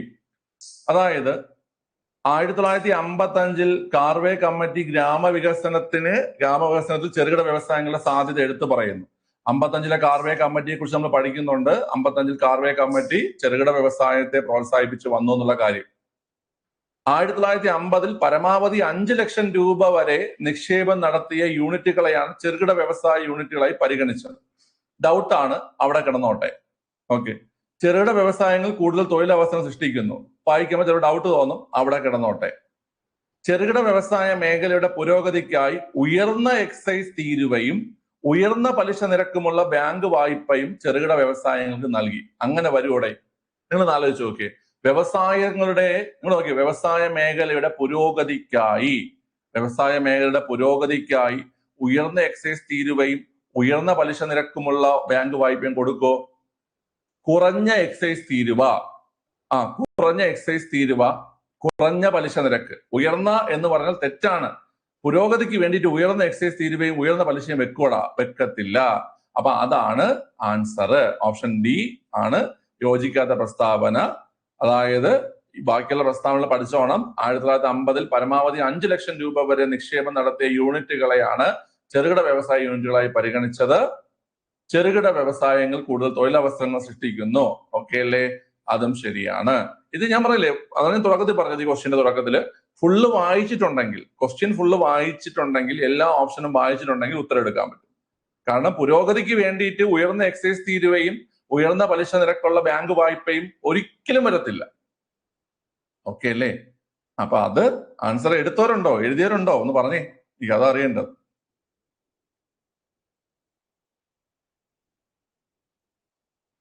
എഴുതിയവരുണ്ടോ? കിട്ടി. ഓക്കെ, കിട്ടി, നല്ല കാര്യം. വായിച്ചില്ല നേരെ, ഇതാരാ വായിച്ചില്ല നേരെ? രഹ്ന, ഞാന് ഇവിടെ എക്സാം എഴുതാൻ പോണ എല്ലാവരുടെടുത്തും പറയണതാണ്, നിങ്ങൾക്ക് ഉത്തരം അറിയോ ഇല്ലേ? നിങ്ങള് ചോദ്യവും ഓപ്ഷൻസും ഫുള്ള് വായിച്ചിരിക്കണം. നിങ്ങൾക്ക് ഉത്തരം അറിയോ ഇല്ലേ? നിങ്ങൾക്ക് ചെറുകിട വ്യവസായം നിങ്ങൾക്ക് അറിയോ ഇല്ലേ? ചോദ്യവും ഓപ്ഷനും ഫുള്ള് വായിച്ചിരിക്കണം. നിങ്ങൾക്ക് ഉത്തരം നന്നായിട്ട് അറിയാമെങ്കിൽ കൂടി ചോദ്യവും ഓപ്ഷനും ഫുള്ള് വായിച്ചിരിക്കണം. മനസ്സിലായ? പാടുള്ള ചോദ്യങ്ങളിൽ ഉത്തരത്തിനുള്ള ഒരു എളുപ്പമാർഗം ഉണ്ടാകും. എളുപ്പമുള്ള ചോദ്യങ്ങളിൽ നമ്മളെ പറ്റിക്കാനുള്ള ട്രാപ്പും ഉണ്ടാവും. അപ്പൊ അതുകൊണ്ട് നമ്മള് ചോദ്യം അറിയോ ഇല്ലേ, നമ്മള് ഉറപ്പായിട്ടും ഫുൾ ഓപ്ഷൻസും വായിച്ചിരിക്കണം. അടുത്ത എക്സാമിന് നിങ്ങൾ ഈ മനസ്സിലാക്കിക്കൊണ്ട് തന്നെ പോകണം. ഓക്കെ അല്ലേ? ഓപ്ഷൻ ഡി ആണ് ഇവിടെ ആൻസർ ആയിട്ട് വരുന്നത്. ഓപ്ഷൻ ഡി ആണ് ആൻസർ ആയിട്ട് വരുന്നത് കേട്ടോ. ഓക്കെ അല്ലേ? ക്ലിയർ ആണ്.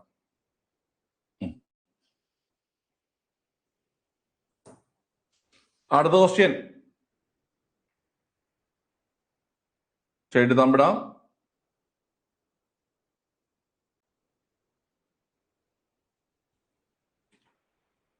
(2024) സാമ്പത്തിക ശാസ്ത്രത്തിന് നൊബേൽ പുരസ്കാരം ലഭിച്ചത് ആർക്ക് എന്നതാണ് ചോദ്യം അല്ലേ? ഓക്കെ, ഇതിൽ ആർക്കാണ് സാമ്പത്തിക ശാസ്ത്ര നൊബേൽ സമ്മാനം ലഭിച്ചത്? ആർക്കാ കുട്ടികളെ? ഇതിനെ കമന്റ് ചെയ്തേ. 2024 സാമ്പത്തിക ശാസ്ത്ര നൊബേൽ ലെഫ്റ്റ് ആകുന്ന ഹോസ്പിറ്റലിലാണ്. ഓക്കെ, ലെഫ്റ്റ് ആയിക്കോ.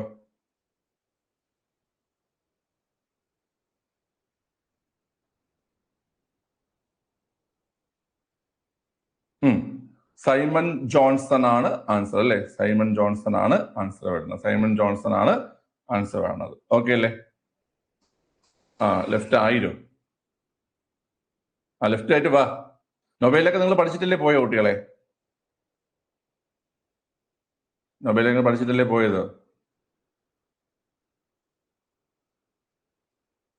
ഓക്കെ, ക്ലിയർ ആണ്. നൊബേല് ഒരുപാട് ക്വസ്റ്റ്യൻ ഉണ്ടായിരുന്നല്ലേ? ശരി, അടുത്ത ക്വസ്റ്റ്യൻ അറ്റൻഡ് ചെയ്തേ. ചെയ്ത് തമ്പിട്ടെ. അതിൽ നൊബേൽ ഇന്നലെ ക്ലാസ് എടുത്തില്ലായിരുന്നോ ഷെയ്ൻ ഷാ? എടുത്തായിരുന്നല്ലോ ക്ലാസ്.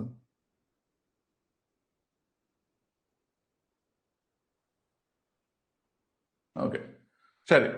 താഴെ തന്നിരിക്കുന്ന പ്രസ്താവനകളിൽ പഞ്ചവത്സര പദ്ധതികളുമായി ബന്ധപ്പെട്ട് ശരിയായവ ഏതൊക്കെയെന്നാണ്? ഉത്തരം കമന്റ് ചെയ്തേ. ഇവിടെയും ഞാൻ നേരത്തെ പറഞ്ഞ ആ സെയിം കാര്യം സംഭവിച്ചിട്ടുണ്ടാവാം. മൂന്നാമത്തെ സ്റ്റേറ്റ്മെന്റിൽ സംശയം. ഓക്കെ, നോക്കിയേ. സാമ്പത്തിക വളർച്ച, ആധുനികവൽക്കരണം, സ്വാശ്രയത്വം, സമത്വം എന്നിവ ലക്ഷ്യങ്ങളാണ്. ഞാൻ പറഞ്ഞു തന്നിട്ടുണ്ട്. അതായത് പഞ്ചവത്സര പദ്ധതിയുടെ പൊതുവായ ലക്ഷ്യങ്ങൾ എന്ന് പറഞ്ഞാൽ സാമ്പത്തിക വളർച്ച, ആധുനികവൽക്കരണം, സ്വാശ്രയത്വം, സമത്വം എന്നിവയാണ് ലക്ഷ്യങ്ങൾ. ഒന്നാം പഞ്ചവത്സര പദ്ധതിയുടെ കാലയളവ് 1951 മുതൽ 56 വരെയാണ്. അതും ഡൗട്ടില്ല. എന്നാൽ മൂന്നാമത്തെ സ്റ്റേറ്റ്മെന്റിലേക്ക് വരുമ്പോൾ ഇന്ത്യയിൽ തന്നെ നിർമ്മിക്കാൻ കഴിയുന്ന വസ്തുക്കളുടെ ഇറക്കുമതി ഒഴിവാക്കിക്കൊണ്ടുള്ള സ്വാശ്രയത്വ സമീപനത്തിലാണ് ആദ്യ 7 ഇന്ത്യൻ പഞ്ചവത്സര പദ്ധതികൾ പ്രാധാന്യം നൽകിയത്. നമ്മൾ നേരത്തെ ചെയ്തൊരു ക്വസ്റ്റ്യൻ നമ്മൾ പറഞ്ഞില്ലേ കുട്ടികളെ, ഇറക്കുമതി ബദൽ വ്യാപാര നയം. അപ്പൊ അതിൽ നിന്ന് നിങ്ങൾക്ക് മനസ്സിലായി കാണും, ഇന്ത്യ ആ ഒരു 1990 കാലഘട്ടം വരെ ഈ പറയുന്ന ഇന്ത്യയിൽ തന്നെ നിർമ്മിക്കാൻ കഴിയുന്ന വസ്തുക്കളുടെ ഇറക്കുമതി ഒഴിവാക്കിക്കൊണ്ടായിരുന്നു എന്ത് ചെയ്തിട്ടുള്ളത്?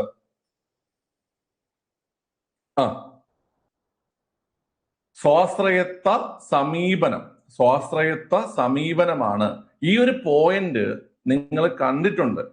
ഈ ഒരു പോയിന്റ് നിങ്ങൾ എന്ത് ചെയ്തിട്ടുണ്ട് കുട്ടികളെ? കണ്ടിട്ടുണ്ട്. പരീക്ഷയിൽ നിങ്ങൾ അറ്റൻഡും ചെയ്തിട്ടുണ്ട്. ഓക്കെ അല്ലേ? കാരണം നമ്മൾ സ്വാശ്രയത്വമൊക്കെ പഠിക്കുന്നുണ്ട്. എത്രാമത്തെ പഞ്ചവത്സര പദ്ധതി ലക്ഷ്യമാണ് സ്വാശ്രയത്വം, സ്വയം പര്യാപ്തത, സ്വാശ്രയത്വമൊക്കെ നമ്മൾ പഠിക്കുന്നുണ്ട്. എത്രാമത്തെ പഞ്ചവത്സര? 4ാമത്തെ പഞ്ചവത്സര പദ്ധതി. ഓക്കെ, അപ്പം ആ ഒരു രീതിയിലാണെങ്കിൽ എഴുതാൻ പറ്റും. പക്ഷെ എല്ലാവരുടെയും കപ്പ് ഓഫ് ടീ ആണെന്ന് പറയുന്നില്ലേ ക്വസ്റ്റ്യൻ. കുറെ ആൾക്കാർ ചിലപ്പം ഇതിലും ബിയും സിയുമായി ഡൗട്ട് അടിച്ച് കാണും. ബിയും സിയും ഡൗട്ട് അടിച്ചിട്ട് എന്ത് ചെയ്ത് കാണും? സ്കിപ്പ് ചെയ്തവർ കാണും. ഓക്കെ, ഇത് വായിച്ച് മനസ്സിലാക്കാൻ പറ്റാത്ത ആൾക്കാർ കാണും. ഓക്കെ അല്ലേ? കിട്ടിയെങ്കിൽ നല്ല കാര്യം. 4ാമത്തെ പദ്ധതി ആലോചിച്ചാൽ മതി. 4ാമത്തെ പദ്ധതിയൊക്കെ സ്വാശ്രയത്വത്തിന് വേണ്ടിയിട്ടുള്ളതാണ് അല്ലേ? ഓക്കെ, സ്വാശ്രയത്വം എന്ന് വെച്ചാൽ ഇത്രേ ഉള്ളൂ.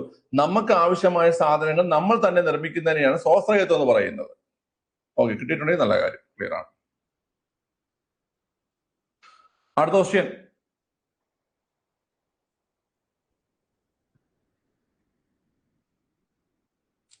ചെയ്ത് തമ്പിടാം. താഴെ തന്നിരിക്കുന്ന പ്രസ്താവനകളിൽ PC മേൽനോബിസ് എന്ന ശാസ്ത്രജ്ഞനുമായി ബന്ധപ്പെട്ട് ശരിയായവ ഏതൊക്കെയെന്നാണ് ചോദ്യം. കൽക്കട്ടയിൽ ഇന്ത്യൻ സ്റ്റാറ്റിസ്റ്റിക്കൽ ഇൻസ്റ്റിറ്റ്യൂട്ട് സ്ഥാപിക്കുകയും സാങ്കേയ എന്ന ജേണൽ ആരംഭിക്കുകയും ചെയ്തു. ഇതൊക്കെ ഞാൻ തന്നെ നിങ്ങൾക്ക് ഒരുപാട് തവണ പറഞ്ഞിട്ടുണ്ട്. 1831 കൽക്കട്ടയിൽ ഇന്ത്യൻ സ്റ്റാറ്റിസ്റ്റിക്കൽ ഇൻസ്റ്റിറ്റ്യൂട്ട്, പിന്നെ സാങ്കേയ എന്ന ജേണൽ. ഇന്ത്യൻ ആസൂത്രണത്തിന്റെ ശില്പി നമ്മൾ ഒരുപാട് തവണ പറഞ്ഞിട്ടുണ്ട് അല്ലേ? ശില്പി മെഗലനോബിസും പിതാവ് വിശ്വേശ്വരയ്യയും. അതും ശരിയാണ്. PC മേൽനോബിസിന്റെ വികസന ആസൂത്രണ നയം 2ാം പഞ്ചവത്സര പദ്ധതിയിലാണ് മുന്നോട്ട് വെച്ചത്. മേൽനോബിസ് മോഡൽ എന്നറിയപ്പെടുന്ന 2ാമത്തെ പഞ്ചവത്സര പദ്ധതിയാണ്. അതും ശരിയാണ്.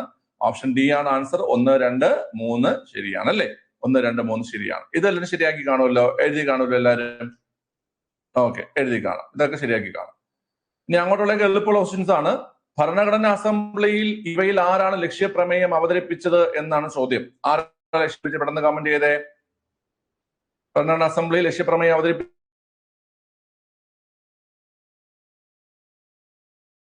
ഓക്കെ, അതൊക്കെ എപ്പോഴും ചോദിക്കുന്ന. ദ്വിമണ്ഡല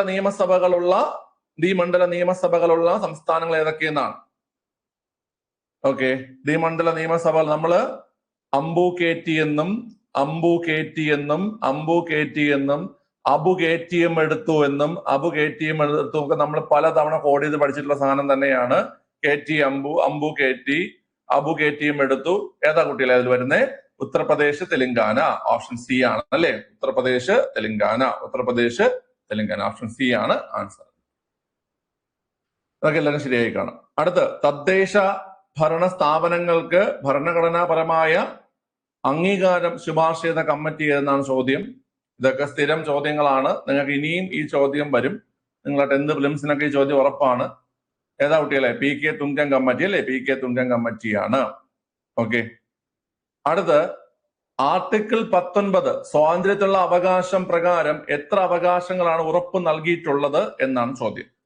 5 ആണോ 6 ആണോ കുട്ടികളെ? എത്ര അവകാശങ്ങളാണ് നമുക്ക് ആർട്ടിക്കിൾ 19 പ്രകാരം കിട്ടിയിട്ടുള്ളത്? ആർട്ടിക്കിൾ 19 പ്രകാരം നമുക്ക് കിട്ടിയിട്ടുള്ള അവകാശങ്ങളുടെ എണ്ണം എത്രയാണ്? ഓപ്ഷൻ ബി 6 ആണല്ലേ? നമ്മൾ പഠിക്കുന്നുണ്ട്. 19(1) A, B, C, D, E, G അല്ലേ? EG. ഇപ്പൊ 6 ആണെങ്കിലും മുമ്പ് 7 ആയിരുന്നു. F ഉണ്ടായിരുന്നു കേട്ടോ. F ഉണ്ടായിരുന്നേ. മുമ്പ് 7 ആയിരുന്നു. F ഉണ്ടായിരുന്നു. F-നെ 1978 44ാം ഭേദഗതി പ്രകാരം നീക്കം ചെയ്യുകയാണ് ചെയ്തത് അല്ലേ? F ഉണ്ടായിരുന്നു. സ്വത്ത് സമ്പാദിക്കാനുള്ള സ്വാതന്ത്ര്യം മൗലിക അവകാശമായിട്ട് മൗലിക സ്വാതന്ത്ര്യങ്ങളിൽ ഉണ്ടായിരുന്നു. അത് 44ാം ഭേദഗതിയിൽ നീക്കം ചെയ്യുകയാണ് ചെയ്തത്. മനസ്സിലാക്കുക. ഓക്കെ അല്ലേ? ശരി, ഇപ്പൊ 6 ആണ്. എഴുതിയില്ലേ? ഇതൊക്കെ ഡൗട്ട് ഒന്നും ഇല്ലല്ലോ. എഴുതി നോക്കിയാലും മതി. ABCD Eയും Gയും. ഓക്കെ, അടുത്ത്, ഒരു ഇന്ത്യൻ പൗരന് എത്ര രീതിയിലാണ് അയാളുടെ പൗരത്വം നഷ്ടപ്പെടുന്നത്? ഓക്കെ, അത് എളുപ്പമുള്ള ക്വസ്റ്റ്യൻ ആണ്. നിങ്ങൾ ഉത്തരം കമന്റ് ചെയ്താൽ മതി. ഇതൊക്കെ ഉത്തരം കമന്റ് ചെയ്താൽ മതി.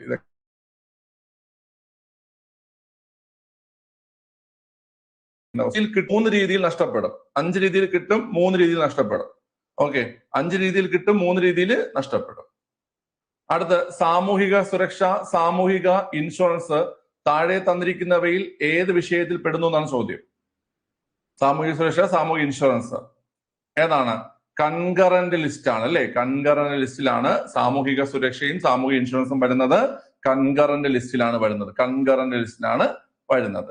ഈസി ക്വസ്റ്റ്യൻ ആണ്. ഓക്കെ, കിട്ടിയോ? ഇത് ചിലപ്പോ ആർക്കും ഡൗട്ട് ഇതാർക്കും ഡൗട്ട് വന്നാടാ? അതെല്ലാവരും എഴുതിയാ? തെറ്റിയാ? ഡൗട്ട് വന്നു? ഡൗട്ട് വന്നവരുണ്ടല്ലേ? തെറ്റിയവരും ഉണ്ട്. ഓക്കെ, ഞാൻ അതാ പറഞ്ഞേ, എനിക്ക് ആ ക്വസ്റ്റ്യൻ കണ്ടപ്പോഴേ ഞാൻ പറഞ്ഞില്ലേ സ്കിപ്പ് ചെയ്.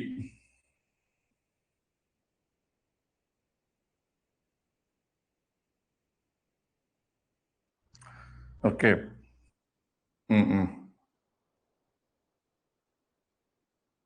കേന്ദ്രം കൺകറന്റ് ലിസ്റ്റ് ഡൗട്ട് വന്നല്ലേ? ഓക്കെ ഓക്കെ,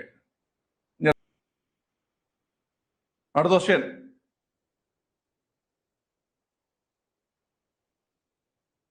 പി എസ് സിയുടെ ഒരു നിലവാരം ഉള്ളൊരു ചോദ്യമാണ്. ഓക്കെ, വായിച്ച് വട്ടാക്കാൻ പറ്റിയൊരു ചോദ്യം. ഏതാ ഉത്തരം? എ ബി സി ഡി ഇവർ 4 പേരും സുഹൃത്തുക്കളാണ്. ഇതിൽ ഡി മറ്റു 3 പേരോടായി ചോദിച്ചു. ഇവയിൽ ഇന്ത്യയിലെ ഇപ്പോഴത്തെ ദേശീയ മുഖ്യ തെരഞ്ഞെടുപ്പ് കമ്മീഷൻ ആരാണ്? എ രാജീവ് കുമാർ എന്നും ബി ജ്ഞാനേഷ് കുമാർ എന്നും സി ഡി വൈ ചന്ദ്രചൂഡ് എന്നിങ്ങനെ പറഞ്ഞു. ഇവർ 3 പേരും ഡിയോട് ഇതേ ചോദ്യം ചോദിച്ചു. ഡി പറഞ്ഞു സഞ്ജീവ് ഖന്ന. ഇതിൽ ആര് പറയുന്നത് ശരി കുട്ടികളെ? ഇപ്പോഴത്തെ നല്ല രസമായിരുന്നല്ലേ ഈ ചോദ്യം. 26ാമത് മുഖ്യ തെരഞ്ഞെടുപ്പ് കമ്മീഷണർ കേട്ടോ ജ്ഞാനേഷ് കുമാർ ആണ് കേട്ടോ. ജ്ഞാനേഷ് കുമാർ ആണ്. ഓപ്ഷൻ ബി കേട്ടോ, ഓപ്ഷൻ ബി ആണ്. ബി പറഞ്ഞത് ശരി. ഓക്കെ അല്ലേ? മാത്സ് ആണെന്ന് വിചാരിച്ചല്ലേ?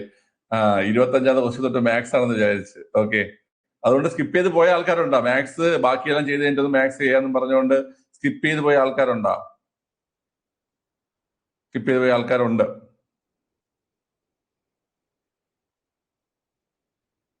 ഓക്കെ, പേജ് മറിച്ചു.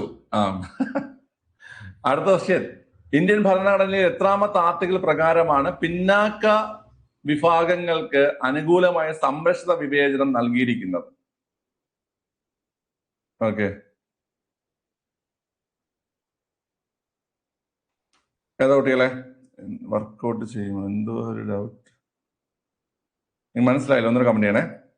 വളരെ ഏതാണ് ആർട്ടിക്കിൾ? ഇത് ഡൗട്ട് വന്നു ആർക്കെങ്കിലും? ഇത് ചിലപ്പോൾ ആർക്കെങ്കിലും ഡൗട്ട് വരാൻ ചാൻസ് ഉള്ള ക്വസ്റ്റ്യൻ ആണ്. 16-ൽ 6-ഉം 16-ൽ 4-ഉം. ഓക്കെ, വിവേചനങ്ങൾക്കെതിരെ 15-ൽ 1 എന്നൊക്കെ വിവേചനങ്ങൾക്കെതിരെ എന്നൊക്കെ പറഞ്ഞിട്ട് ഡൗട്ട് വരും. ഓപ്ഷൻ സി ആണ് ആൻസർ. ആർട്ടിക്കിൾ 16-ൽ 4 ആണ് കേട്ടോ. ആർട്ടിക്കിൾ 16-ൽ 4 ആണ്. സ്കിപ്പ് വന്ന് കാണും കേട്ടോ. എഴുതിയിട്ടുണ്ടെങ്കിൽ നല്ലൊരു ക്വസ്റ്റ്യൻ ആയിരുന്നു അത് കേട്ടോ. മൗലിക അവകാശങ്ങളിൽ നിന്ന് സാധാരണ ചോദിക്കാത്തൊരു ചോദ്യം എന്ത് ചെയ്തു? ഇവിടെ വന്നു. ഓക്കെ, ക്ലിയർ ആണ് കേട്ടോ. ഓക്കെ, ക്ലിയർ ആണ്. ശരി,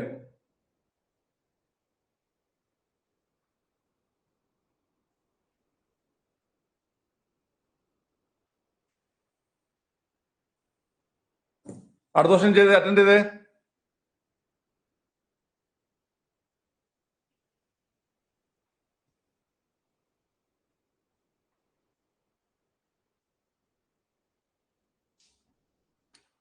പതിനാല് 6 EWS എക്കണോമിക്കൽ വീക്കർ സെക്ഷൻ. നോക്കാം വളരെ. മാൻഡമസ് ഒരു ഉദ്യോഗസ്ഥൻ നിയമപരമായ കർത്തവ്യം ചെയ്യാത്തപ്പോൾ ശരിയായിട്ടുള്ളതാണ്. കോവാറന്റോ ഒരു വ്യക്തി അർഹതയില്ലാത്ത സ്ഥാനത്തിരിക്കുമ്പോൾ ശരിയായതാണ്. സെഷോററി ഒരു കീഴ്ക്കോടതി അതിന്റെ അധികാര പരിധിക്കപ്പുറമുള്ള ഒരു കേസ് പരിഗണിക്കുമ്പോൾ അത് തെറ്റാണ്. സെഷോററി എന്ന് പറഞ്ഞു കഴിഞ്ഞാൽ നിങ്ങൾ അറിഞ്ഞുണ്ടെങ്കിൽ ഇപ്പൊ പഠിച്ചോണേ. സെഷോററി എന്ന് പറഞ്ഞു കഴിഞ്ഞാല് കീഴ്ക്കോടതിയിലെ കേസ് മേൽക്കോടതിയിലേക്ക് മാറ്റുന്നതിനെയാണ് സെഷോററി എന്ന് പറയുന്നത്. കീഴ്ക്കോടതിയിലെ കേസ് മേൽക്കോടതിയിലേക്ക് മാറ്റുന്നതിനെയാണ് എന്ത് പറയുന്നത് കുട്ടികളെ? സെഷോററി എന്ന് പറയുന്നത്. മനസ്സിലായോ? സെഷോററി എന്ന് പറയുന്നത്. ഓക്കെ, ഇനി എന്താണ് ഈ കീഴ്ക്കോടതി അതിന്റെ അധികാര പരിധിക്കപ്പുറമുള്ള കേസ് പരിഗണിക്കുമ്പോൾ അതിനെ തടയുന്നതിനെയാണ് പ്രൊഹിബിഷൻ എന്ന് പറയുന്നത്. എന്താ കുട്ടികളെ? പ്രൊഹിബിഷൻ. എന്താണ് പ്രൊഹിബിഷൻ എന്ന് പറയുന്നത്? പ്രൊഹിബിഷൻ എന്ന് പറയുന്നത് ഒരു കീഴ്ക്കോടതി അതിന്റെ അധികാര പരിധിക്കപ്പുറമുള്ള ഒരു കേസ് പരിഗണിക്കുമ്പോൾ അതിനെ തടയുന്നതിനെയാണ് പ്രൊഹിബിഷൻ എന്ന് പറയുന്നത്. ഓക്കെ, സെഷോററി എന്തെന്ന് വെച്ച് കഴിഞ്ഞാൽ കീഴ്ക്കോടതിയിലെ കേസ് മേൽക്കോടതിയിലേക്ക് മാറ്റുന്നതിനെയാണ്, കീഴ്ക്കോടതിയിലെ കേസ് മേൽക്കോടതിയിലേക്ക് മാറ്റുന്നതിനെയാണ് എന്തെന്ന് പറയുന്ന കുട്ടികളെ ഈ പറയുന്ന സെഷോററി എന്ന് പറയുന്നത്. മനസ്സിലായല്ലോ? മനസ്സിലായി? ഓക്കെ. ഹേബിയസ് കോർപ്പസ് അനധികൃത തടങ്കലിനെതിരെ. അപ്പൊ 3 തെറ്റായിട്ടുള്ളത്. 3 തെറ്റാവുമ്പോൾ ഓപ്ഷൻ ഡി ആൻസർ അല്ലേ? Option D answer. ഓക്കെ, ശരി. അടുത്ത് താഴെ പറയുന്നതിൽ ഏതൊക്കെയാണ് തദ്ദേശ സ്വയംഭരണ ഗവൺമെന്റുകളുമായി ബന്ധപ്പെട്ടിരിക്കുന്നത്? കമന്റ് ചെയ്യേണ്ട, തമ്പിട്ടാ മതി. ഞാൻ പറഞ്ഞിട്ട് കമന്റ് ചെയ്താൽ മതി.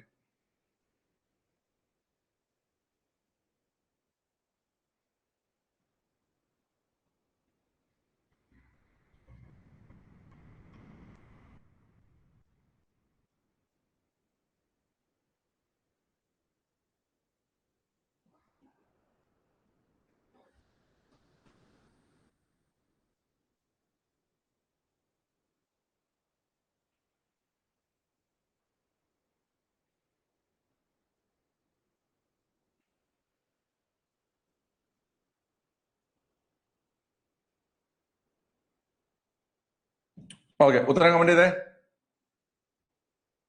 താഴെ പറയുന്നവയിൽ ഏതൊക്കെയാണ് തദ്ദേശ സ്വയംഭരണ ഗവൺമെന്റുമായി ബന്ധപ്പെട്ടിരിക്കുന്നതെന്ന് ചോദ്യം. നോക്കാം കുട്ടികളെ. ബൽബന്തറായ് മേത്ത കമ്മീഷൻ തദ്ദേശ ഗവൺമെന്റുമായി ബന്ധപ്പെട്ടിരിക്കുന്നു. അശോക് മേത്ത കമ്മീഷൻ ബന്ധപ്പെട്ടിരിക്കുന്നു. തുംഗം കമ്മീഷനും ബന്ധപ്പെട്ടിരിക്കുന്നു. സർക്കാരിയ കമ്മീഷൻ 1983 സർക്കാരിയ കമ്മീഷൻ എന്താണ് കുട്ടികളെ? അത് കേന്ദ്ര സംസ്ഥാന ബന്ധമാണ് അല്ലെ? കേന്ദ്ര സംസ്ഥാന ബന്ധമാണ് സർക്കാരിയ കമ്മീഷൻ. അതുകൊണ്ട് തന്നെ ഏത് വരും? 1, 2, 3 മാത്രം. ഓപ്ഷൻ ബി ആണ് ആൻസർ. 1, 2, 3 മാത്രം. ഓക്കെ അല്ലേ? ക്ലിയർ ആണ്. ശരി, ഫോർക്കെടുത്തിട്ട് പെട്ടെന്ന് വാ. 2008 തണ്ണീർത്തട സംരക്ഷണ നിയമത്തിലെ പ്രധാന വ്യവസ്ഥകൾ ഏതൊക്കെയെന്നാണ്. ഓക്കെ, ഇതും ഓവർ തിങ്ക് ചെയ്ത് കൊളാക്കി കാണും. എന്നാലും നിങ്ങൾ അറ്റൻഡ് ചെയ്തേ.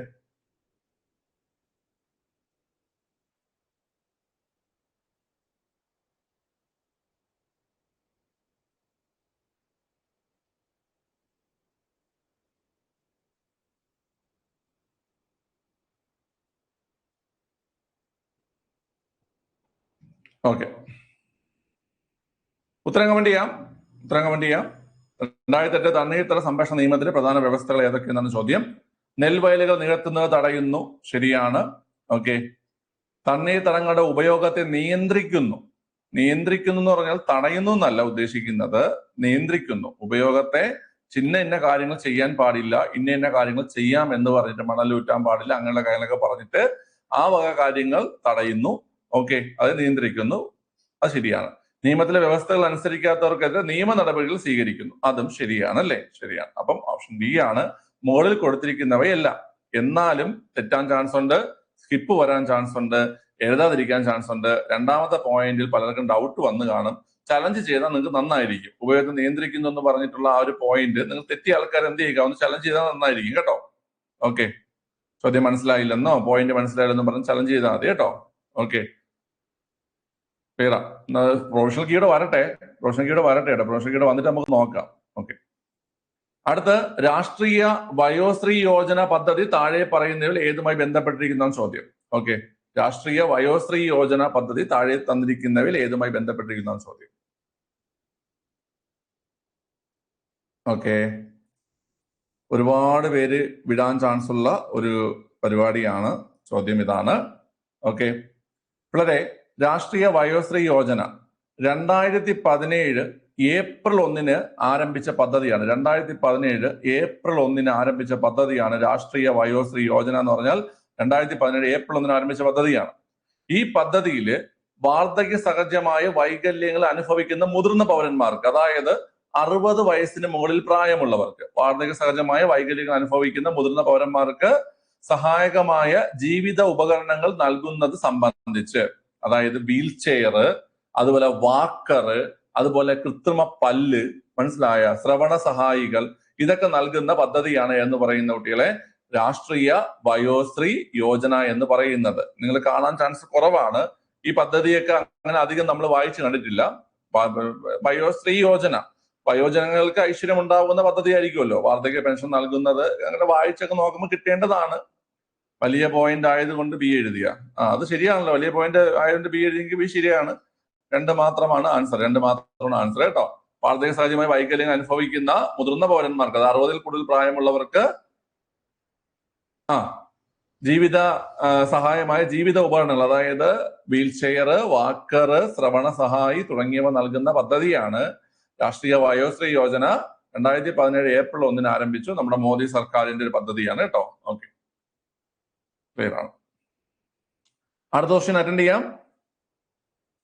താഴെ പറയുന്നതിൽ ഏതൊക്കെയാണ് ഒരു മുനിസിപ്പൽ കോർപ്പറേഷനിൽ അംഗമാകാൻ വേണ്ടി വരുന്ന യോഗ്യതകൾ, ആവശ്യ യോഗ്യതകൾ എന്നാണ് ചോദ്യം. മുനിസിപ്പൽ കോർപ്പറേഷനിൽ അംഗമാകാനായിട്ട് മസ്റ്റായിട്ടും ഇന്ത്യൻ പൗരനായിരിക്കണം.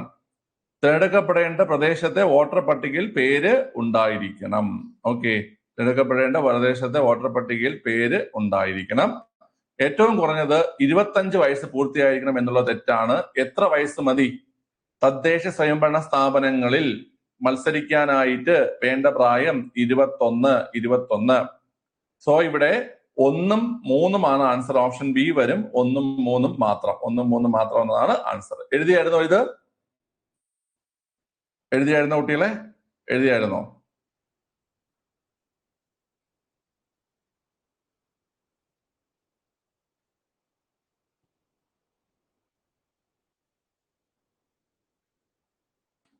ഓക്കെ, ക്ലിയർ ആണ്.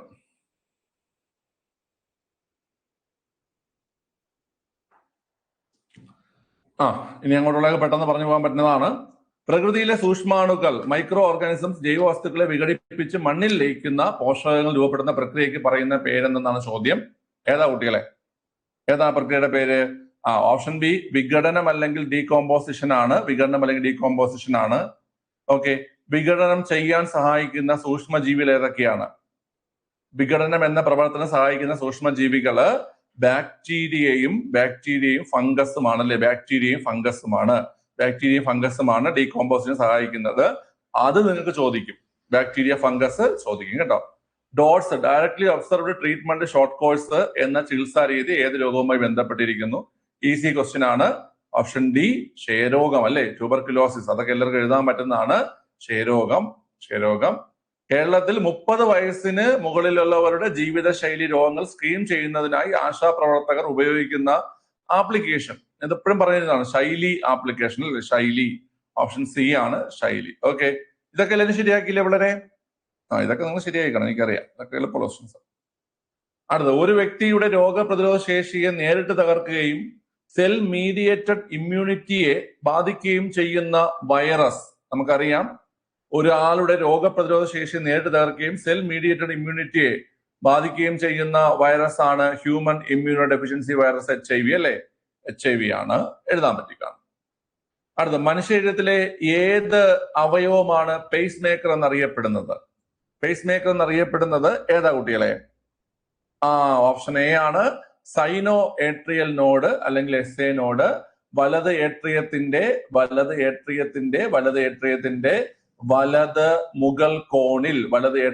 വലത് മുകൾ കോണിൽ അല്ലെ?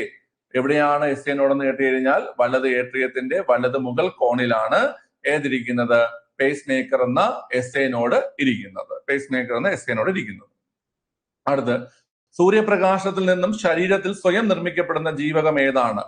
സൂര്യപ്രകാശത്തിലെ അൾട്രാ വയലറ്റ് കിരണങ്ങളുടെ സഹായത്തോടെ നമ്മുടെ ശരീരത്തിൽ നിർമ്മിക്കപ്പെടുന്ന വൈറ്റമിൻ ഡി ആണ്. ഓപ്ഷൻ സി ആണ് ആൻസർ കേട്ടോ. Vitamin D. Okay, vitamin D ആണ് കേട്ടോ. വൈറ്റമിൻ ഡി എനിക്ക് ഇഷ്ടമല്ലാത്ത ഒരു പരിപാടിയാണ് കേട്ടോ ഈ സിയും ഡിയും ഒക്കെ ഇങ്ങനെ മലയാളത്തിൽ തരുന്നത്. ഒന്നാമത് എന്റെ സിയും ഡി ഇങ്ങനെ നിങ്ങൾ എഴുതുന്ന ശ്രദ്ധിച്ചിട്ടുണ്ടെങ്കിൽ മനസ്സിലാവും. ഞാൻ ഇങ്ങനെ സാ എഴുതുന്നതും ഡാ എഴുതുന്നതും രണ്ട് ഒരുപോലെയാണ് എഴുതുന്നത്. ഓക്കെ, എനിക്കത് നേരെ എഴുതാൻ പറ്റത്തേ ഇല്ലത്. ഓക്കെ, അതിന്റെ ഒരു ഡിഫക്റ്റ് ആണ്. എനിക്കിത് കാണുമ്പോൾ കലി വരും. ഇങ്ങനെ കാണുമ്പോൾ പെട്ടെന്ന് പണ്ട് പരീക്ഷയ്ക്ക് എഴുതാൻ പോകുമ്പോൾ ഇങ്ങനെ നോക്കിയിരിക്കും. ഓക്കെ, ഇത് ഏത് 2-3 തവണ വായിച്ചു നോക്കും അത്. ഓക്കെ, ഓപ്ഷൻ സി ആണ് ആൻസർ. അടുത്ത്, ഫോട്ടോ ഇലക്ട്രിക് എഫക്റ്റിൽ ഒരു സെക്കൻഡ് സ്റ്റക്ക് ആവാതെ ഒന്നുകൂടെ ശ്രദ്ധിച്ചൊക്കെ നോക്കേണ്ടി വരും. ഫോട്ടോ ഇലക്ട്രിക് എഫക്റ്റിൽ പ്രകാശത്തിന്റെ തീവ്രത വർദ്ധിക്കുമ്പോൾ എന്നതാണ് ചോദ്യം. ഓക്കെ, കിട്ടാൻ ചാൻസ് കുറവായിരിക്കും. എന്നാലും ഫിസിക്സ് ഒക്കെ അത്യാവശ്യം പഠിച്ചിട്ടുള്ള ആൾക്കാർക്ക് എഴുതാൻ പറ്റുന്ന ഒരു ക്വസ്റ്റ്യൻ ആണ്. നോക്കി കുട്ടികളെ, എന്തോ ഈ ഫോട്ടോ ഇലക്ട്രിക് എഫക്ട് എന്ന് വെച്ചാൽ എന്താ കുട്ടികളെ? ഫോട്ടോ ഇലക്ട്രിക് എഫക്ട് എന്ന് വെച്ചാൽ ഇത്രയേ ഉള്ളൂ. അതായത് നമ്മുടെ ഈ മൃദുലോഹങ്ങൾ അല്ലെ, സോഫ്റ്റ് മെറ്റൽ ആയിട്ടുള്ള സോഡിയം, പൊട്ടാസ്യം, ലിഥിയം, ഇതിലൊക്കെ സോഡിയം, പൊട്ടാസ്യം, ലിഥിയം ഇതിലൊക്കെ പ്രകാശം പതിക്കുന്ന സമയത്ത് ഇതിൽ നിന്ന് ഇലക്ട്രോൺസ് റിലീസ് ആവും. മനസ്സിലായ? അതായത് വൈദ്യുതി ഫോം ചെയ്യും. സോഡിയത്തിലും പൊട്ടാസ്യത്തിലും ലിഥിയം തുടങ്ങിയ മൃദുലോഹങ്ങളിൽ പ്രകാശം പതിക്കുമ്പോൾ എന്ത് ചെയ്യും? അതിന് ഇലക്ട്രോൺസ് റിലീസ് ആവുകയും വൈദ്യുതി പ്രൊഡ്യൂസ് ചെയ്യുകയും ചെയ്യും. അതിനെയാണ് ഫോട്ടോ ഇലക്ട്രിക് എഫക്ട് എന്ന് പറയുന്നത്. മനസ്സിലായോ? മൃദുലോഹങ്ങളിൽ പ്രകാശം പതിക്കുമ്പോൾ അതിൽ നിന്ന് ഇലക്ട്രോൺസ് റിലീസായി വൈദ്യുതി ഉൽപ്പാദിപ്പിക്കപ്പെടുന്നതിനെയാണ് ഫോട്ടോ ഇലക്ട്രിക് എഫക്ട് എന്ന് പറയുന്നത്. അപ്പൊ പ്രകാശത്തിന്റെ തീവ്രത കൂട്ടിക്കഴിഞ്ഞാൽ എന്ത് സംഭവിക്കും? പ്രകാശത്തിന്റെ തീവ്രത കൂട്ടിക്കഴിഞ്ഞാൽ ഉത്തേജിക്കപ്പെടുന്ന ഇലക്ട്രോണുകളുടെ എണ്ണം കൂടും. മനസ്സിലായോ? ഉത്സർജിക്കപ്പെടുന്ന ഉത്സർജിക്കപ്പെടുന്ന ഇലക്ട്രോണുകളുടെ എണ്ണം കൂടും എന്നതാണ് ആൻസർ. ഉത്സർജിക്കപ്പെടുന്ന ഇലക്ട്രോണുകളുടെ എണ്ണം കൂടും. ഓക്കെ അല്ലേ? ഓക്കെ ആണ്. എഴുതിയോ? ശരിയാക്കിയോ? അതോ സ്കിപ്പായിരുന്നോ? സ്കിപ്പായിരുന്നോ കുട്ടികളെ? എഴുതി കാണുമല്ലോ നിങ്ങള്. എഴുതി കാണും. സ്കിപ്പ് അടിച്ചു. ഓക്കെ, കിട്ടി. ഓക്കെ, ക്ലിയർ ആണ്. ഞാൻ പറഞ്ഞ മനസ്സിലായോ എന്താണെന്ന്? ഒന്നുകൂടെ പറയണോ? ആർക്കെങ്കിലും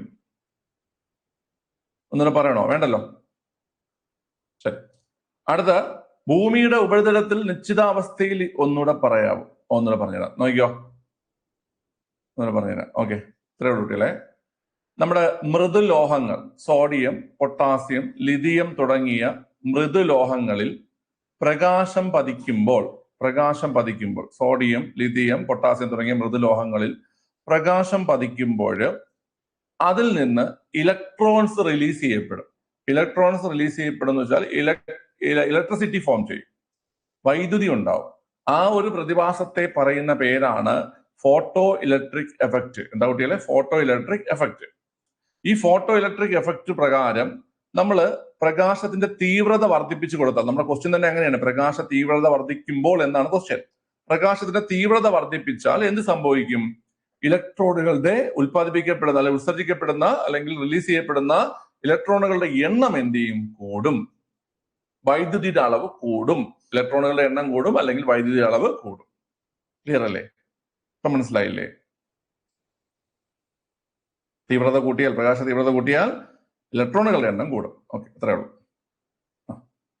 അടുത്ത, ഭൂമിയുടെ ഉപരിതലത്തിൽ നിശ്ചിതാവസ്ഥയിൽ ഇരിക്കുന്ന 10 കിലോഗ്രാം പിണ്ഡമുള്ള ഒരു വസ്തുവിന്റെ ഭാരം എത്രയെന്നാണ്. ജി നമുക്ക് തന്നിട്ടുണ്ട് 10 മീറ്റർ പെർ സെക്കൻഡ് സ്ക്വയർ. എത്ര വരും കുട്ടികളെ? ഉത്തരം കമന്റ് ചെയ്തേ. എത്ര വരും? ഉത്തരം കമന്റ് ചെയ്യാം. വളരെ ഓപ്ഷൻ സി ആണ്, 100 ന്യൂട്ടൺ. അതായത് വെയിറ്റ് കണ്ടുപിടിക്കാൻ mass into acceleration due to gravity ആണ്. വെയിറ്റ് കണ്ടുപിടിക്കാൻ mass into acceleration due to gravity ആണ്. അപ്പൊ വെയിറ്റ് നമുക്കിവിടെ 2 സാധനം തന്നിട്ടുണ്ട്. Mass 10 kilogram, 10. Acceleration due to gravity 10. 10 × 10 എത്ര? 100 ന്യൂട്ടൺ. വെയിറ്റിന്റെ യൂണിറ്റ് നമ്മൾ പഠിച്ചിട്ടുണ്ട്. ഭാരത്തിന്റെ യൂണിറ്റ് നമ്മൾ പഠിച്ചിട്ടുണ്ട്. ന്യൂട്ടൺ അല്ലെങ്കിൽ കിലോഗ്രാം വെയിറ്റ്. ന്യൂട്ടൺ എന്ന് പറഞ്ഞാൽ ഭാരത്തിന്റെ യൂണിറ്റ് ആണ് കേട്ടോ. ആണ്. ഓക്കെ, കിലോഗ്രാം എന്ന് പറഞ്ഞാൽ മാസിന്റെ യൂണിറ്റ് ആണ്. Okay, equation weight is equal to mass into acceleration due to gravity. അപ്പൊ ഓപ്ഷൻ സി ആണ് ആൻസർ. കിട്ടിയല്ലോ? ഓക്കെ, അടുത്ത 2025 ഇതും കുറെ സ്കിപ്പ് വന്ന് കാണും. ഈ ക്വസ്റ്റ്യനൊക്കെ സ്കിപ്പ് വന്ന് കാണും. സയൻസ് കുറെ പിള്ളേർക്ക് എത്ര പറഞ്ഞാലും പാടാണ്. Okay, 2025 John Clarke, Michael Devoret, John Martinis എന്നിവർ നേടിയത് ഏത് പുരസ്കാരം എന്നാണ് ചോദ്യം. ഓക്കെ, മറ്റേ divorce, Marty Clarke, LD clerk എന്നൊക്കെ പറഞ്ഞുകൊണ്ട് നിങ്ങളെ കോഡ് വെച്ചിട്ട് ഓടണ കണ്ടായിരുന്നു. ആ സാധനം തന്നെയാണ് നൊബേൽ സമ്മാനം ഭൗതിക ശാസ്ത്രത്തിൽ, അല്ലേ? ഭൗതിക ശാസ്ത്രത്തിൽ നൊബേൽ സമ്മാനം അല്ലേ? ഓക്കെ, ഭൗതിക ശാസ്ത്രത്തിൽ നൊബേൽ സമ്മാനം ഇന്നലെ കൂടി പറഞ്ഞതാണ്. ക്ലിയർ ആണ്. ശരി.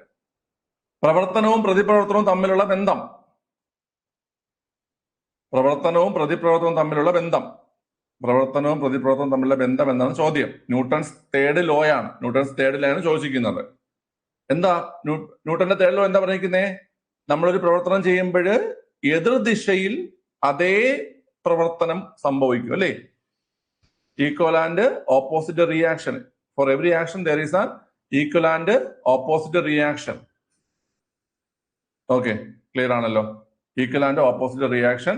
അപ്പൊ ഏത് വരും കുട്ടികളെ? പ്രവർത്തനം വലിയ രണ്ടും എതിർദിശയില് അത് പ്രവർത്തനവും പ്രതിപ്രവർത്തനവും തുല്യമായിരിക്കും. ദിശ വ്യത്യസ്തമാണെങ്കിൽ ദിശ വ്യത്യസ്തമായിരിക്കും.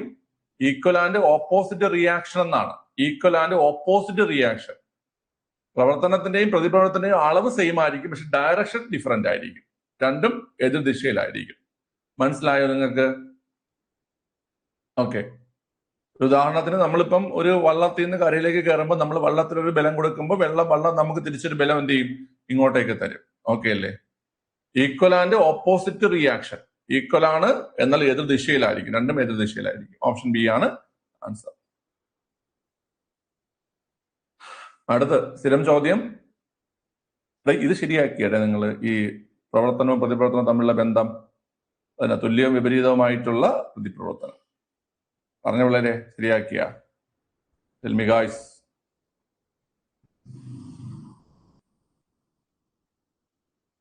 ശരിയാക്കി. Okay, good, very good. താപനില സ്ഥിരമായിരിക്കുമ്പോൾ ഒരു നിശ്ചിത അളവ് വാതകത്തിന്റെ മർദ്ദം വ്യാപ്തത്തിന് വിപരീത അനുപാതത്തിലായിരിക്കും. ഈ പ്രസ്താവന ഏത് വാതക നിയമവുമായി ബന്ധപ്പെട്ടതാണ്? ചോദിച്ച് പി എസ് സിക്കും അടുത്തു, എഴുതി പിള്ളേർക്കും അടുത്തൊരു ക്വസ്റ്റ്യൻ ആണ്. ബോയൽ നിയമം അല്ലേ? ബോയൽ നിയമമാണ്. ഓക്കെ, ബോയൽ നിയമമാണ്. ക്ലിയർ. ചുവടെ കൊടുത്തിരിക്കുന്ന ലവണങ്ങളിൽ എന്തിന്റെ ലവണ ലായനിയുടെ pH മൂല്യമാണ് 7-നേക്കാൾ കുറവ്? കിട്ടിയോ? എഴുതിയായിരുന്നു ആരെങ്കിലും? നമുക്ക് ഇവിടെ തന്നെ തുടങ്ങാം. ഇതെന്താ സാധനം? സ്കിപ്പാണോ? മാറി കറുപ്പിച്ച? ഓക്കെ, സ്കിപ്പാണ്. NaCl, സോഡിയം ക്ലോറൈഡ്, നമുക്കറിയാം അത് ബേസ് ആണ്. അപ്പൊ 7-നേക്കാൾ കുറവെന്ന് പറഞ്ഞാൽ അസിഡിക് ആയിരിക്കുമല്ലോ. 7-നേക്കാൾ കുറവെന്ന് പറഞ്ഞാൽ അത് അസിഡിക് ആയിരിക്കുമല്ലോ കുട്ടികളെ. പഠിച്ചോണം. NaCl, സോഡിയം ക്ലോറൈഡ് ബേസ് ആണ്. ആൽക്കലിയാണ്. അടുത്ത് CH3COONA, സോഡിയം അസറ്റേറ്റ്. സോഡിയം അസറ്റേറ്റും ബേസ് ആണ്. എന്താ കുട്ടികളെ? ബേസ് ആണ്. അടുത്ത CH3COONH4, അമോണിയം അസറ്റേറ്റ്.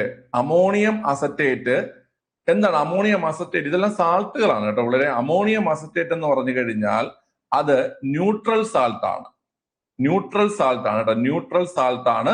ഏതെന്ന് പറയുന്നത് ബേസ് അല്ല, ന്യൂട്രൽ സാൾട്ട് ആണ് കേട്ടോ. Neutral salt പഠിച്ചോണം.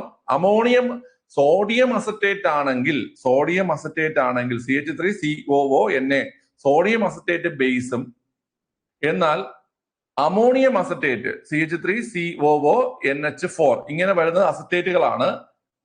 അത് അമോണിയം അസറ്റേറ്റ് ആണെങ്കിൽ ന്യൂട്രൽ സാൾട്ട് ആണ്.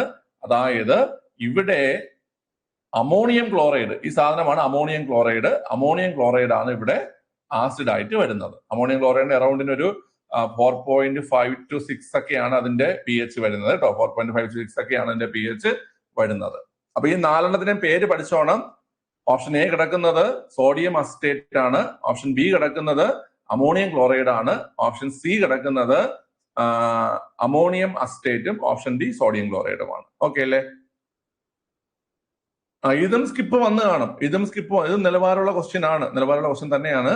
എല്ലാവർക്കും എഴുതാൻ പറ്റുന്ന ക്വസ്റ്റ്യൻ അല്ല, നിലവാരമുള്ള ക്വസ്റ്റ്യൻ തന്നെയാണ് കുട്ടികളെ. സ്കിപ്പ് വന്ന് കാണും, പ്രതീക്ഷിച്ചതാത്. ഓക്കെ, ക്വസ്റ്റ്യൻ കണ്ടപ്പോഴേ എനിക്ക് തോന്നിയായിരുന്നു. അടുത്ത് 2025 രസതന്ത്ര നൊബേൽ സമ്മാനം ഏതിന്റെ കണ്ടുപിടുത്തത്തിനാണ് നൽകപ്പെട്ടതെന്നാണ് ചോദ്യം. കഴിഞ്ഞ ദിവസം നമ്മൾ ഡിസ്കസ് ചെയ്ത, ഞാനത് പറഞ്ഞായിരുന്നല്ലേ നമ്മള്. ഓക്കെ, ഏതാ കുട്ടില്ലേ? അതും ഇന്നലത്തെ ഒരു ക്ലാസ് ഡിസ്കസ് ചെയ്തതാണ്. മെറ്റൽ ഓർഗാനിക് ഫ്രെയിംവർക്ക് ആണ് അല്ലെ? മെറ്റൽ ഓർഗാനിക് ഫ്രെയിംവർക്ക് ആണ്. മെറ്റൽ ഓർഗാനിക് ഫ്രെയിംവർക്ക് ആണ് അല്ലെ? ഓക്കെ. രസാന്ദ്ര നൊബേൽ ഓപ്ഷൻ സി. അതൊക്കെ എഴുതി കാണാം. അടുത്ത ക്വസ്റ്റ്യൻ നോക്കിയേ. ഹൈഡ്രജൻ ആറ്റത്തിന്റെ ഐസോടോപ്പുകളിൽ ഭൂമിയിൽ വളരെ കുറഞ്ഞ അളവിൽ കാണപ്പെടുന്നത് ഏതാണ്? ഹൈഡ്രജൻ ആറ്റത്തിന്റെ ഐസോടോപ്പുകളിൽ ഭൂമിയിൽ വളരെ കുറഞ്ഞ അളവിൽ കാണപ്പെടുന്നത് ഏതാണ് ചോദ്യം. വളരെ ഐസോടോപ്പുകൾ നമ്മൾ നോക്കുകയാണെങ്കിൽ ഏറ്റവും കൂടുതലുള്ള ഐസോടോപ്പ് ഹൈഡ്രജന്റെ പ്രോട്ടിയമാണ്. പ്രോട്ടിയമാണ് ഏറ്റവും കൂടുതലുള്ളത്. ഏറ്റവും കൂടുതൽ എന്ന് വെച്ച് കഴിഞ്ഞാൽ 99.98%. 99.98% പ്രോട്ടിയമാണ്. ഹൈഡ്രജന്റെ ഏറ്റവും ലളിതമായ ഐസോടോപ്പായ പ്രോട്ടിയമാണ് ഏറ്റവും കൂടുതലുള്ളത്. അത് കഴിഞ്ഞാൽ പിന്നെ വരുന്നത് ഡ്യൂട്ടീരിയമാണ്. ഡ്യൂട്ടീരിയം 0.02%. എന്നാൽ വളരെ റെയറായിട്ടുള്ള ഏറ്റവും കുറഞ്ഞ അളവിൽ കാണപ്പെടുന്നത് ട്രിഷിയമാണ്. ഓപ്ഷൻ സി ആണ് ആൻസർ. ഓക്കെ. നമുക്കറിയാം ഹൈഡ്രജന്റെ 3 ഐസോടോപ്പുകൾ പ്രോട്ടിയം, ഡ്യൂട്ടീരിയം, ട്രിഷിയം. അതിൽ ഏറ്റവും കൂടുതൽ കാണപ്പെടുന്നത് പ്രോട്ടിയവും, രണ്ടാമത് അത് തന്നെ ഏറ്റവും കൂടുതൽ വെച്ചാൽ ഏറ്റവും കൂടുതൽ, അതായത് 99.98% പ്രോട്ടിയം, 0.02% ആണ് ഡ്യൂട്ടീരിയം. അതിനേക്കാളും ഏറ്റവും റെയർ ആയിട്ടുള്ളതാണ് എന്ന് പറയുന്നത് ട്രിഷിയം. ട്രിഷിയമാണ് ആൻസർ. എഴുതാൻ പറ്റിയോ? എക്സ്ട്രീംലി റെയർ ആയിട്ടുള്ളതാണ് ട്രിഷിയം കേട്ടോ. ട്രിഷിയം എഴുതാൻ പറ്റിയോ കുട്ടികളെ? നിങ്ങൾക്ക് എഴുതാൻ പറ്റിയോ? നമ്മൾ ഇതൊക്കെ പഠിച്ചിട്ടുണ്ട്. ഏറ്റവും കൂടുതലുള്ളത്, രണ്ടാമത്, മൂന്നാമതുള്ളത് ഒക്കെ നമ്മൾ പഠിച്ചിട്ടുണ്ട് ഇതൊക്കെ. ഓക്കെ. ആ ക്വസ്റ്റ്യൻ വർക്കൗട്ട് മാത്രം വെച്ചിട്ട് നിങ്ങൾക്ക് ഒരുപാട് ക്വസ്റ്റ്യൻസ് ഇതിൽ എഴുതാൻ പറ്റുമായിരുന്നു. കേരള ഫോക്ലോർ അക്കാഡമിയുടെ ആസ്ഥാനം ഏതാണ് ചോദ്യം. കേരള ഫോക്ലോർ അക്കാഡമിയുടെ ആസ്ഥാനം ഈസി ക്വസ്റ്റ്യൻ ആണ്. ഏതാ കുട്ടികളെ? ചിറക്കൽ, കണ്ണൂർ അല്ലേ? ചിറക്കൽ കണ്ണൂരാണ്. ഓക്കെ. ചിറക്കൽ കണ്ണൂരാണ് ആൻസർ. ഓക്കെ.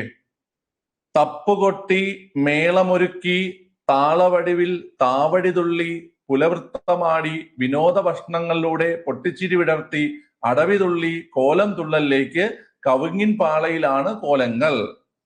തപ്പ് ഞാൻ മുമ്പും പറഞ്ഞിട്ടുണ്ട്. തപ്പ് ഉപയോഗിക്കുന്നത് പടയണിയിലാണ്. നമ്മൾ തപ്പ് വെച്ചിട്ടൊക്കെ കണക്ട് ചെയ്ത് നമ്മൾ ക്വസ്റ്റ്യൻ എഴുതിയിട്ടുണ്ട് അല്ലേ പിള്ളേരെ? അല്ലേ? നമ്മൾ ക്വസ്റ്റ്യൻ വർക്കൗട്ടിലൊക്കെ തപ്പ് വെച്ച് കണക്ട് ചെയ്ത് നമ്മൾ ക്വസ്റ്റ്യൻ എഴുതിയിട്ടുണ്ട്. പടയണിയാണ് തപ്പ് ഉപയോഗിക്കുന്നത്. ഓക്കെ. തപ്പ് പ്രധാന വാദ്യമായി ഉപയോഗിക്കുന്നത് പടയണിയാണ്. എഴുതാൻ പറ്റുന്ന ക്വസ്റ്റ്യൻ ആണ് കേട്ടോ. എന്നാലും റിസ്ക് എടുക്കാൻ ചിലപ്പോൾ ഡൗട്ടൊക്കെ വരും. സ്കിപ്പ് വരാൻ ചാൻസ് ഉള്ള ക്വസ്റ്റ്യൻ ആണ്. ഓക്കെ. എത്ര പേര് എഴുതി? പരീക്ഷ എഴുതി ആൾക്കാരെന്ന് പറഞ്ഞേ. ഡൗട്ട് ഒന്ന് സ്കിപ്പ് ചെയ്തു. ഓക്കെ. കിട്ടി. ഓക്കെ. അടുത്ത് മലയാളത്തിലെ പ്രശസ്തരായ ചില ആട്ടക്കഥാകൃത്തുക്കളെയും അവരുടെ ആട്ടക്കഥകളെയും ചുവടെ കൊടുക്കുന്നു. ഇവയിൽ ശരിയായി ചേർത്തെഴുതിയിരിക്കുന്നത് ഏതൊക്കെയെന്നാണ് ചോദ്യം. ഇതും നല്ല രീതിയിൽ സ്കിപ്പ് വന്ന് കാണും. പക്ഷേ ഈ ഒരു സാധനം ഉത്തരാ സ്വയംവരം ഇരയിമ്മൻ തമ്പിയുടേതാണെന്ന് അറിയാമെങ്കിൽ നിങ്ങൾക്ക് ഉത്തരമായി. ഞാനിത് പറയാൻ കാരണം ഇരയിമ്മൻ തമ്പിയുടെ ആട്ടക്കഥകളും കോട്ടയത്ത് തമ്പുരാന്റെ ആട്ടക്കഥകളും അതുപോലെ തന്നെ ഇങ്ങേരത് നമ്മുടെ കാർത്തിക തിരുനാളിന്റെ ആട്ടക്കഥകളും ഞാൻ തന്നെയാണ് നിങ്ങളെ പഠിപ്പിച്ചത്. പക്ഷെ എനിക്ക് ഒരു കാര്യമുണ്ട്, അത് എനിക്ക് കോഡ് വെച്ച് നിങ്ങളെ പഠിപ്പിക്കണം. കാരണം അത് പലർക്കും മാറിപ്പോകുന്നുണ്ട് ഈ സാധനം. ഞാൻ എന്ത് ചെയ്യും, ഒരു കോഡ് തയ്യാറാക്കി ആട്ടക്കഥകൾ പഠിക്കാൻ ഒരു കോഡ് നിങ്ങൾക്ക് ഞാൻ തയ്യാറാക്കി തരാം. എല്ലാ ആട്ടക്കഥകളും. ഓക്കെ. ഈ ഒറ്റ സാധനം അറിഞ്ഞാൽ മതി. അതായത് ഇരയിമ്മൻ തമ്പി ഉത്തരാ സ്വയംവരം അറിയാമെങ്കിൽ നമ്മൾ മനസ്സിലാക്കുന്നു എന്താണ് കുട്ടികളെ? ഇരയിമ്മൻ തമ്പി ഉത്തരാ സ്വയംവരം അറിയാൻ നമ്മൾ മനസ്സിലാക്കുന്നു ഇത് രണ്ടും തെറ്റാണെന്ന് മനസ്സിലാക്കാൻ പറ്റും. ഇവിടെ തിരിച്ചാ തന്നിരിക്കുന്നത്. ഇരയിമ്മൻ തമ്പി ഉത്തരാ സ്വയംവരവും അശ്വതി തിരുനാൾ രാമവർമ്മയുടേതാണ് അംബരീഷ ചരിതം. അശ്വതി തിരുനാൾ രാമവർമ്മയുടേതാണ് അംബരീഷ ചരിതം. അതായത് 1ഉം 2ഉം തെറ്റാണ്. കല്യാണ സൗഗന്ധികം കോട്ടയത്ത് തമ്പുരാൻ ശരിയാണ്. അതുപോലെ നളചരിതം ഉണ്ണായി വാര്യർ ശരിയാണ്. കല്യാണ സൗഗന്ധികം കോട്ടയത്ത് തമ്പുരാൻ ശരിയാണ്. അപ്പം ഏത് വരും കുട്ടികളെ? 3ഉം 4ഉം വരും അല്ലേ? 3ഉം 4ഉം. ഓപ്ഷൻ സി ആണ് ആൻസർ. ആരെങ്കിലും ശരിയാക്കിയോ? ശരിയാക്കി ആരെങ്കിലും ഉണ്ടോ? ആരെങ്കിലും? ഓക്കെ. ശരിയാക്കിയിട്ടുണ്ടെങ്കിൽ ഗുണമുള്ള കാര്യമാണ്. കാരണം ഇതൊക്കെ മെജോറിറ്റി ആൾക്കാരും സ്കിപ്പ് ചെയ്യുന്ന ക്വസ്റ്റ്യൻ ആണ്. ആട്ടക്കഥകളൊക്കെ പലർക്കും കിട്ടാതെ പോണ സാധനങ്ങളാണ് കേട്ടോ. ഓക്കെ, ശരി. രണ്ട് ക്വസ്റ്റ്യനും കൂടെ, രണ്ടും ഇത്തിരി ബുദ്ധിമുട്ടുള്ളതാണ്. എന്നാലും ലാസ്റ്റ് ക്വസ്റ്റ്യനിലൊക്കെ എഴുതാൻ പറ്റും. വിദ്യ കൊണ്ട് അറിയേണ്ടതറിയാതെ വിദ്വാനെന്ന് നടിക്കുന്നതിന് ചിലർ കുങ്കുമത്തിന്റെ ഗന്ധമറിയാതെ കുങ്കുമം ചുമക്കും പോലെ ഗർദഭം. ഈ വരികൾ ആരുടേതെന്നാണ്? SCERT ആണ്. വിദ്യ കൊണ്ട് അറിയേണ്ടതറിയാതെ വിദ്വാനെന്ന് നടിക്കുന്നതിനു ചിലർ കുങ്കുമത്തിന്റെ ഗന്ധമറിയാതെ കുങ്കുമം ചുമക്കും പോലെ ഗർദഭം. ഓക്കെ. ഓപ്ഷൻ സി പൂന്താനത്തിന്റെ വരികളാണ്. പൂന്താനത്തിന്റെ വരികളാണ് ഇത്. ഓക്കെ, കിട്ടാൻ വളരെ ചാൻസ് കുറവാണ്. മലയാളമൊക്കെ സ്പെഷ്യലായിട്ടൊക്കെ എടുത്ത് പഠിച്ച്, അല്ലെങ്കിൽ അത്രത്തോളം ഒക്കെ ആ ഒരു ഏരിയയിൽ പഠിച്ചിട്ട് വരുന്ന കുട്ടികൾക്ക് മാത്രമേ കിട്ടാൻ ചാൻസ് ഉള്ളൂ. ഇത് മെജോറിറ്റിയും എന്താണ് കുട്ടികളെ സ്കിപ്പായി കാണും. ജ്ഞാനപ്പാന എന്നുള്ളതാണ്. ഓക്കെ, ഗുരുവായൂർ അമ്പലത്തിൽ പോയപ്പോ കേട്ടോ. ഓക്കെ, ക്ഷേത്ര ദർശനം നടത്തിയിട്ട് അങ്ങനെ ഗുണമുണ്ടായി. കേരളത്തിലെ മികച്ച കായിക താരത്തിനുള്ള 37ാം ജിമ്മി ജോർജ് ഫൗണ്ടേഷൻ പുരസ്കാരത്തിന് അർഹനായ അർജുന അവാർഡ് ജേതാവ് കൂടിയായ കായിക താരമാരെന്നാണ് ചോദ്യം. ഈ ക്വസ്റ്റ്യൻ ഞാൻ ഇത് കറണ്ട് അഫയേഴ്സ് റിവിഷൻ ഇട്ട സമയത്ത് ഞാൻ ഈ സാധനം ഇപ്പൊ യൂട്യൂബിൽ ഇട്ടുന്ന സമയത്ത് ഞാൻ ഇത് പറഞ്ഞിട്ടുണ്ടായിരുന്നു. എൽദസ് പോള് 2000 ഇദ്ദേഹം ട്രിപ്പിൾ ജമ്പ് താരമാണെന്നൊക്കെ നമ്മൾ പഠിച്ചിട്ടുണ്ട്. എൽദസ് പോള് ട്രിപ്പിൾ ജമ്പ് ആണെന്നൊക്കെ നമ്മൾ പഠിച്ചിട്ടുണ്ട്. ഓർക്കുന്നുണ്ടോ നിങ്ങൾ? Triple jump Eldose Paul 2022 triple ജമ്പിന് ഇദ്ദേഹത്തിന് എന്ത് കിട്ടിയത്? അർജുന അവാർഡ് കിട്ടിയത്. ഓക്കെ, എഴുതാൻ പറ്റിയിട്ടുണ്ടെങ്കിൽ നല്ല കാര്യം. ഓക്കെ, അപ്പൊ ഇതായിരുന്നു 50 ചോദ്യങ്ങൾ. മലയാളം നിങ്ങൾക്ക് അനന്തൻ സാർ റിവിഷൻ എടുക്കും, ഇംഗ്ലീഷ് അജിത് സാർ എടുക്കും, മാത്സ് നമുക്ക് മുന്നോട്ട് പോണ വഴിക്ക് എടുക്കാം. അതുപോലെ സ്പെഷ്യൽ ടോപ്പിക്കിൽ വിവരാവകാശവും മനുഷ്യാവകാശവും നല്ല ക്വസ്റ്റ്യൻസ് ഉണ്ടായിരുന്നു. അത് നമുക്ക് മുന്നോട്ട് പോകുന്ന ദിവസങ്ങളിൽ എന്ത് ചെയ്യാം, നമുക്ക് ക്വസ്റ്റ്യൻ വർക്കൗട്ട് സെഷനിൽ നമുക്ക് ഡിസ്കസ് ചെയ്യാം. ഓക്കെ, ഈ 50 ക്വസ്റ്റ്യൻ നോക്കുകയാണെങ്കിൽ ധാരാളം ക്വസ്റ്റ്യൻസ് ഉണ്ടായിരുന്നു കേട്ടോ. ധാരാളം ക്വസ്റ്റ്യൻസ് നിങ്ങൾ നന്നായിട്ട് എഴുതാൻ പറ്റുന്നുണ്ടായിരുന്നു. ഒരു 5 മുതൽ 10 വരെ ചോദ്യങ്ങളിൽ കൺഫ്യൂഷൻ വരും. ഓക്കെ, ഒരു 5 മുതൽ 10 വരെ ക്വസ്റ്റ്യനിൽ കൺഫ്യൂഷൻ വരും. ഓക്കെ, എന്തായാലും എല്ലാവർക്കും നന്നായിട്ട് എഴുതാൻ പറ്റുമെന്ന് വിശ്വസിക്കുന്നു. നിങ്ങൾ ഈ ഒരു രീതിയിലായിരിക്കും പരീക്ഷകൾ ഇനി നടക്കാൻ പോകുന്നത്. ഓക്കെ, സോ നാളെ ഞായറാഴ്ചയാണ്, നാളെ ക്ലാസ്സുകളൊന്നും ഉണ്ടാവത്തില്ല. ഓക്കെ, അപ്പൊ നമുക്കിനി തിങ്കളാഴ്ച കാണാം. ഓക്കെ, അപ്പൊ എല്ലാവർക്കും happy weekends, happy holidays, good night. Okay.